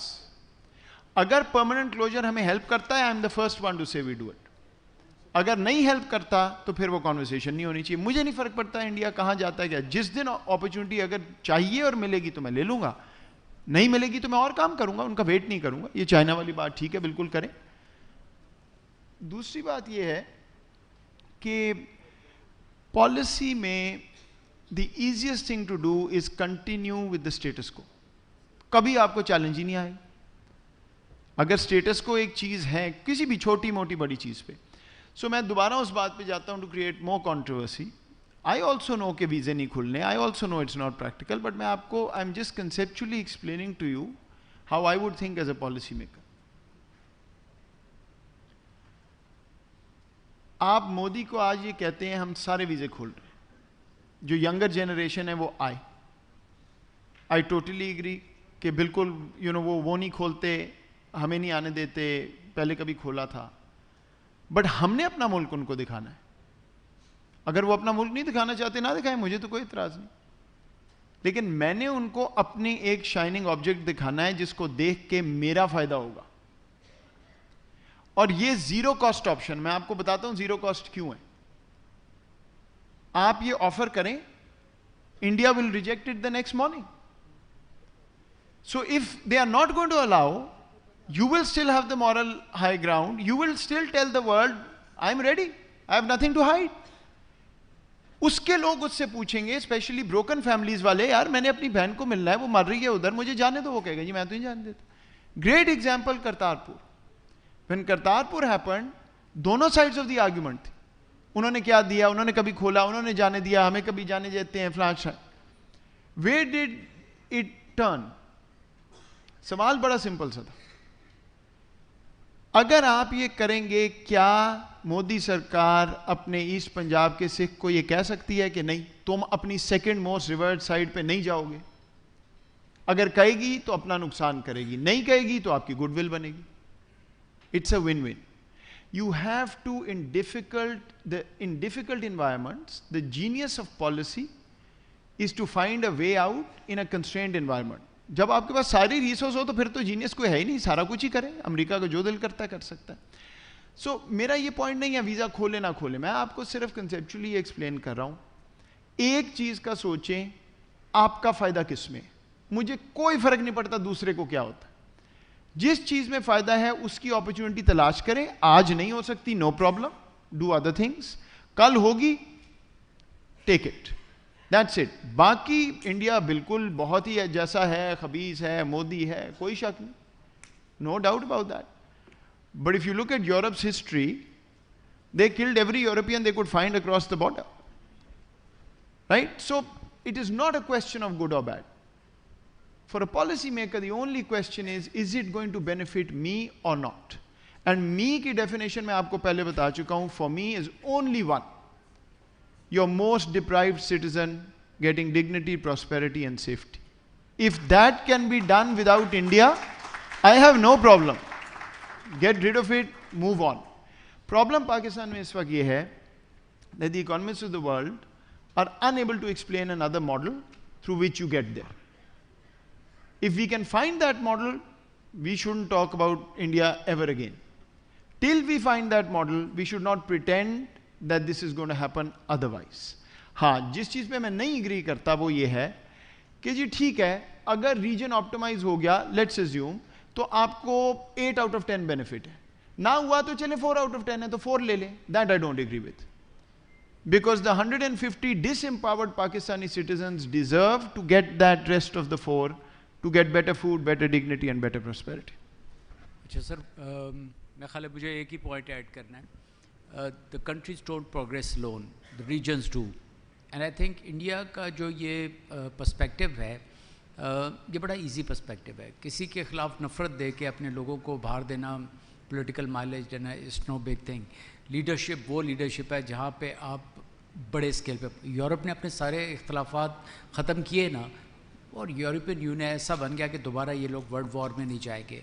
Japan ने क्या किया, जर्मनी ने किया. So it's a question of leadership कि कब वो leadership mature emerge हो. आम आवाम को बेवकूफ़ बनाना, उनको I mean Vajpayee was one case in point जो कि बिल्कुल ठीक है. देयर हैव बीन, लेकिन हमारी तरफ से मैं ख्याल है बारहा कोशिशें हुई हैं और ये सब कुछ है. और जैसे एम्बेसडर एजाज़ कह रहे हैं, हमें अपनी कोशिशें जारी रखनी चाहिए. But more important thing is कि हम इनवर्ड देखें कि how can we get more stability, how can we improve our economic situation, how can we bring prosperity to our people. आप अपने आप को रोल मॉडल बना के दिखाएं, और जब आप रोल मॉडल अपने आप को बनाएंगे तो ख़ुद नज़र आएंगे और ख़ुद बेहतर होंगे. बट लास्ट पॉइंट सा इस पर यह है कि ये जो हेट्रेड का बीज, इस वक्त 17 सेपरेटिस्ट मूवमेंट इंडिया में चल रही है ना. द इशू इज़ कि ये जो हेट्रेड का बीज आप बो तो देते हैं, वो जब वो ब्लॉसम करता है आप खुश भी बहुत होते हैं, बट देन उसके रिजल्ट्स जो है बहुत लॉन्ग लास्टिंग होते हैं. So the only solution is कि इंडिया में सब्सिक्वेंटली कोई ऐसी मैच्योर लीडरशिप आए जो पूरे रीजन को देखे, अपने आप को एज ए हेजेमॉन ना देखे. Thank you sir. जी एम्बेसडर साहब, मैंने भी दो एक बातें कहनी हैं. एक तो करतारपुर का जो हमने इनिशिएटिव लिया था, यूनिलैटरल था, और मैं समझता हूँ कि यूनिलैटरल इनिशिएटिव्स की बहुत ज़्यादा उसमें पायदारी नहीं होती. मोदी साहब ने वहाँ पे एक दूरबीन लगा दी है बॉर्डर पे, और वहाँ से वो देखते हैं, साथ में माथा टेकने के लिए एक जगह बना दी है, और उसमें प्रसाद मिलता है, वहीं प्रसाद लेके वहीं पे वो डोनेशन देते हैं. क्योंकि मोदी साहब सिर्फ कनाडा में रहने वाले सिख, यूके में रहने वाले सिख जो हैं वो उसको बेनिफिट ले रहे हैं, क्योंकि वो Modi government is going to every limit not to honour that initiative. मैं सर एक और बात भी कहना चाहता हूँ, चूँकि उससे आपने कुछ थोड़ी कन्फ्यूजन डाल दी, मैं इसलिए वो कहना चाहता हूँ। जो अटैक हुआ था पार्लियामेंट में दिसंबर 2001 में, उस पे मैंने आपको ये कहा कि इंडिया की सुप्रीम कोर्ट ने 2011 में ये फैसला किया कि उनके पास ये सबूत नहीं है, और 2016 में इंडियन पेंगुइन ने एक किताब छापी, the strange case of attack on Indian parliament और the hanging of Afzal Guru, और उसके अंदर बहुत सारे एसेज लिखे गए ये साबित करने के लिए कि किस तरह ये डॉक्टर किया गया था। एक एसपी पकड़ा गया था दविंदर सिंह। दविंदर सिंह ने वो मिलिटेंट्स के साथ मिल रहा था, तो उसने बताया, कन्फेस किया कि मैंने अफजल गुरु को टॉर्चर करके कोर्स करके लेकर गया था फ्रेम करवाने के लिए, और हम यहाँ बैठे कह रहे हैं कि नहीं, लश्कर तैयबा और जैश मोहम्मद एक्टिव थे उस वक्त वहाँ पे। ये है सर हमारे माइंडसेट पे उसका असर, क्योंकि हमने तहकीक नहीं की हुई इस सारे वाक़े पे। हमें यही लग रहा है कि सब कुछ जैश मोहम्मद लश्कर वो कर रहा था, जबकि उन्होंने जो किया, मैं आपको बता रहा था 2006 में जनरल मुशर्रफ साहब इतने सिंसियर थे पीस प्रोसेस के लिए कि इंडिया के अंदर एक हाई कमीशन में कवर पोस्ट पे था दीपक कौल, बड़ा सॉफ्ट किस्म का था। दीपक कौल जे BLA वालों को फ़ोन करके कहा कि तुमको मैंने पैसे, ये 2006 है, पीस प्रोसेस पीक पे था। मैं उस ज़माने में DG साउथ एशिया था, मैं जाता रहा था, हर महीने हिंदुस्तान के किसी न किसी शहर में होता था। दीपक कौल ने कहा कि आप एयरपोर्ट पे आकर चक्री पे आ जाइए, और यहाँ से उसने हमसे इजाज़त दी कि मुझे बाय रोड इंडिया जाना है, और चक्री में वो मिला। उसके बाद 5 सिमें थी, UK की सिम से उसने करस्पॉन्ड कर रहा था। हमारे लोग ट्रेस कर रहे थे, वो जब उनको $75,000 दे रहा था और नाम भी लिखे हुए थे कि बरामदात को इतने देने, फलाने को इतने देने हैं, तो वो पकड़ा गया। जब पकड़ा गया तो उस वक्त के फॉरेन सेक्रेटरी ने प्रेसिडेंट मुशर्रफ को फ़ोन किया कि सर ये बंदा रखें हाथों पकड़ लिया है, और उन्होंने प्रेसिडेंट साहब ने ये कहा कि देखो इसको भेज दो और इंडियंस को वजह बता दो, लेकिन पब्लिक ना करो, हम पीस प्रोसेस को बचाना चाहते हैं। यानी पाकिस्तान पीस प्रोसेस को बचाना चाह रहा है, और इंडिया में वो सिलसिला चल रहा था। और एन उसी साल में, मैं आपको बताता जाऊँ ना सर, उसी साल में फरवरी में 2007 में, उससे अगले साल फरवरी में, आपको पता समझौता एक्सप्रेस पे अटैक हुआ था। किसने किया था? स्वामी असीम आनंद ने किया था। नाबा कुमार शारकर उसका नाम था। कर्नल पुरोहित से असला लिया था। उसी साल मई में उसने मक्का मस्जिद हैदराबाद में किया। उसने दरगाह अजमेर शरीफ में अक्टूबर में किया। अगले साल मालीगांव में किया। ये सब पे वो पकड़े गए दोनों, ठीक है जी। और किसने किया? हिम्मत करकरे ने किया था इसको इन्वेस्टिगेट, जिसको मोदी साहब ने कहा ये देशद्रोही है, गद्दार है, ठीक है जी। अब वो ये कब हो रहा है? जब पीस प्रोसेस पीक पे है। और 2019 में मोदी साहब जब PM बन गए हुए थे, उन्होंने दोनों को बाइज्जत बरी कर दिया है, पुरोहित को भी और स्वामी असीम आनंद। हालांकि स्वामी असीम आनंद ने खुद एक कन्फेस किया हुआ था उसके अंदर, यानी कोर्ट के सामने, और कहा था कि ठीक है मैं एक्सेप्ट करता हूं क्योंकि मुझे फ़ख्र है इस बात पे। वो सैफ्रॉन टेररिज्म को ओन करता था। मैंने कहने का मतलब यह है कि हम मुंबई याद करते हैं, हम कारगिल याद करते हैं, हम ये सब बातें याद नहीं करते क्योंकि वो कामयाब हो गए हैं। इसीलिए मैं बात नैरेटिव्स की कर रहा था कि वो जीत गए हैं बैटल ऑफ नैरेटिव्स में, और हम हार गए हैं। Thank you. ठीक है जी, sorry we'll have to close. नहीं, मैं बलूचिस्तान से, मुझे ये कमेंट करना, हम वैसे ही नाराज हो जाते हैं। Sir, for last 20 years I thank you जन साहब। सर, इतनी आसानी से तो नहीं हो सकता ना। नहीं, वो इट्स नॉट अबाउट जनरल साहब, इट्स अबाउट जनरल ऑडियंस। वो आपकी तरफ तो वैसे ही अब ये मुकालमा शुरू हो गया, वरना it's about the general discussion. मैं as a political activist for last 20 years I have been struggling के बलूचिस्तान में जो इंडिया की इन्वॉल्वमेंट है विज़-अ-वी टेररिज्म, उसको कैसे एक्सप्लेन किया जाए on the basis of truth. एक है, मैं प्रोपेगेंडिस्ट हूँ, मैं प्रोपेगेंडा भी कर सकता हूँ, लोगों को ये नज़र आए कि यार ये झूठ बोलता है, रियासत के बिहाफ पे इसको उन्होंने रखा हुआ है, 6,000 रुपये तनख्वाह देते हैं, हर तीसरे दिन झूठ बोलता है। अच्छा, मुझे ये शौक चढ़ा कि नहीं यार, अगर truth is on your side तो यू बिकम मोर इफेक्टिव और आपका नैरेटिव ट्रांसलेट होता है लोगों के दिलों में।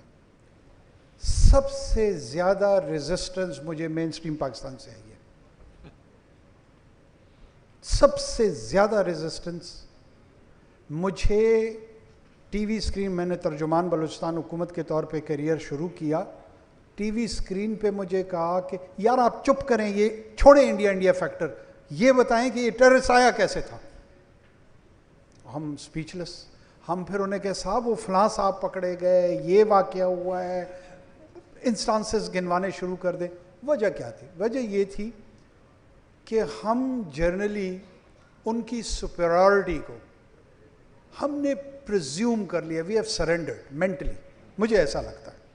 और उस मेंटल सरेंडर की वजह से जो जज साहब जिस तरफ इशारा कर रहे थे ना, हमारे बहुत सारे मसाइल आते हैं। मुफ्ती बानी किसी को याद नहीं है, जैश मोहम्मद याद है। मुफ्ती बानी ने वेस्टफैलियन स्टेट के प्रिंसिपल को वायलेट किया था या नहीं किया था? हमारा इंटरनल, हमने बंगालियों को सारों को समंदर में फेंक देते या वो हमें फेंक देते, हमारा इंटरनल मसला था। ये कौन था? Chaudhary. Why did he interfere? हम में से कोई इंसर्जेंसी में जो एक्सटर्नल फैक्टर होता है, तमाम प्रैक्टिशनर्स ने और एकेडेमिया ने उसकी एक वैल्यू रखी है कि अगर ये हो तो इंसर्जेंसीज कामयाब होती हैं वरना नहीं होती हैं। 10 साल हम और बंगाली लड़ते रहते, बांग्लादेश नहीं बनना था। ये तो मिलिट्री इंटरवेंशन की आउटकम था, अगर वो ना होता तो ये ना होता। तो हमने अभी तक आसाम को चेंज नहीं बदला, हमें करना चाहिए। वैसे अल्लाह वो दिन दिखाए, अल्लाह हमें वो सलाहियत दे कि हमारे पास ये कैपेबिलिटी हो कि हम उसकी जियोग्राफी को क्रेव करने का आउटकम दिखा सके। मेरा तो इस पे स्टॉन्च बिलीव है। Thank you. Thank you. Ladies and gentlemen, we cannot take any more questions. Thank you so much for your interest, and there's actually an entire day's conference that can be planned with so much knowledge at this side and that side.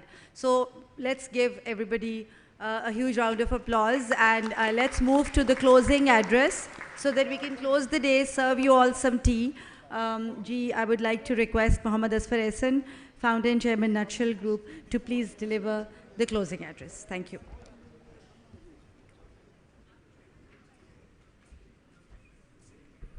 Thank you, Rabia.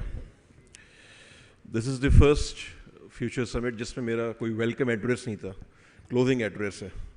लेकिन time चूँकि short है तो मैं सिर्फ इतना कहूँगा जो कल से मुझे अब तक समझ में आया है कि पाकिस्तान की जब बात होती है तो हमें सिर्फ एक काम करना चाहिए, हमें अपने घर को सही करना चाहिए। Pakistan first. Thank you.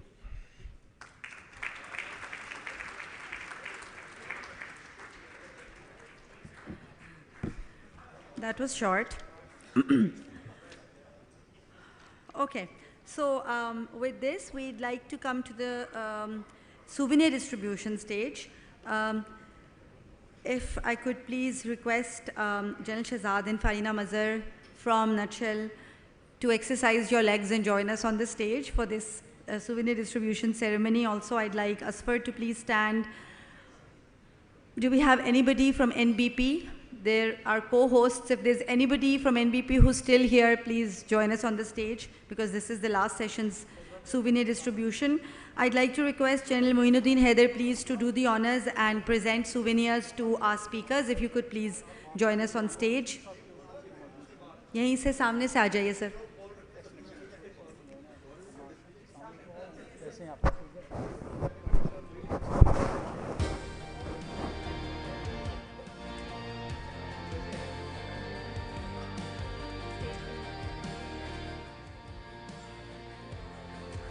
Farooq आप भी आ जाएं, आप एनबीपी से हैं जी, प्लीज़ आप भी आइए, आप भी आइए। Thank you, please join us on stage.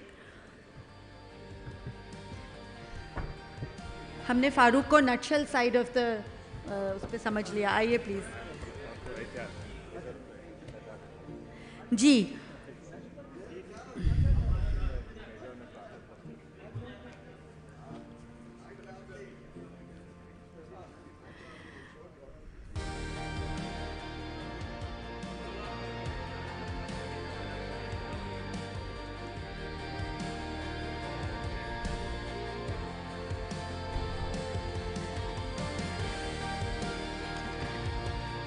So I would like to request General Zubair to please receive his souvenir from General Moinuddin Haider. General Moin ko dein.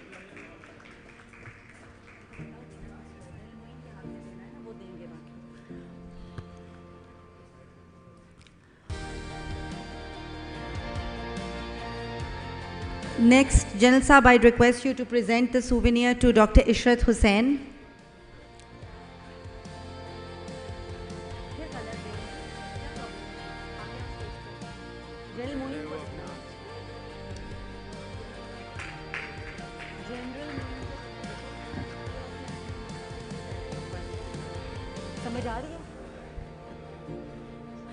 Ji, next, I'd like to request Sir Sohail Aman to please receive his souvenir. कुछ तालियां बजा दें, अभी चाय पीते हैं.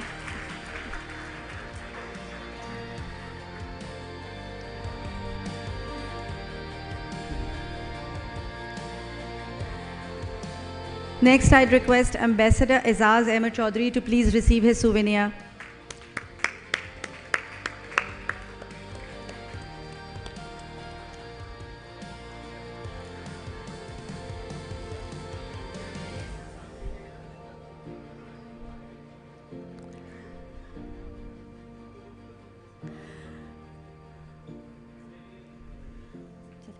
Dr. Moeed Yusuf, if you could please receive your souvenir.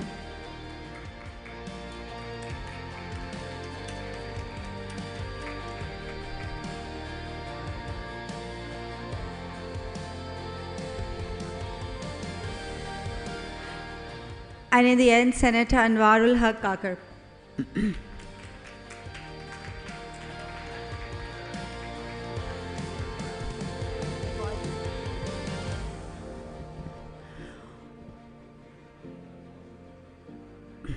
Also, in the end, we'd also want to present a souvenir to each of our summit moderators. Syed Farooq Hassan, since he's already on stage, so please, if you could receive your souvenir. And Shaha, join us, please.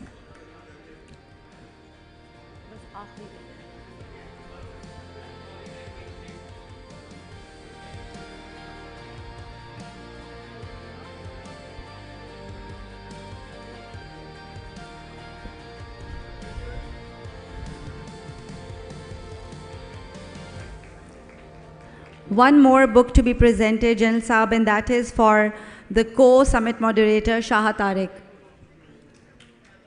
Talia. Thank you very much. Now, if everybody could assemble for the group photo, please.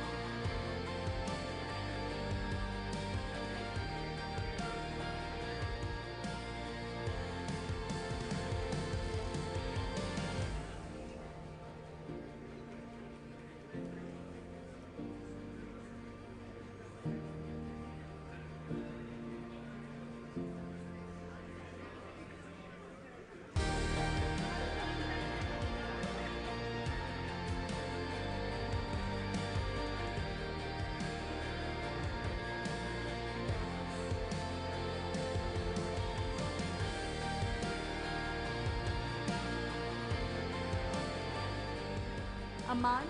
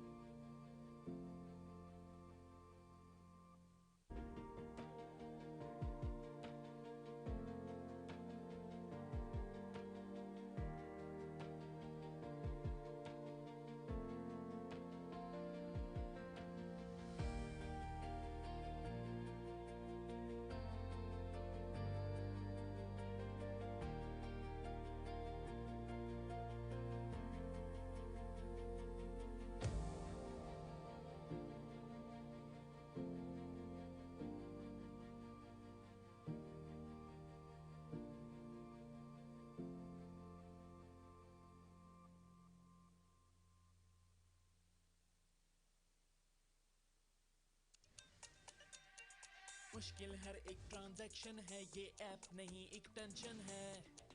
मुश्किल से ही चलती है और कदम कदम पर रुकती है।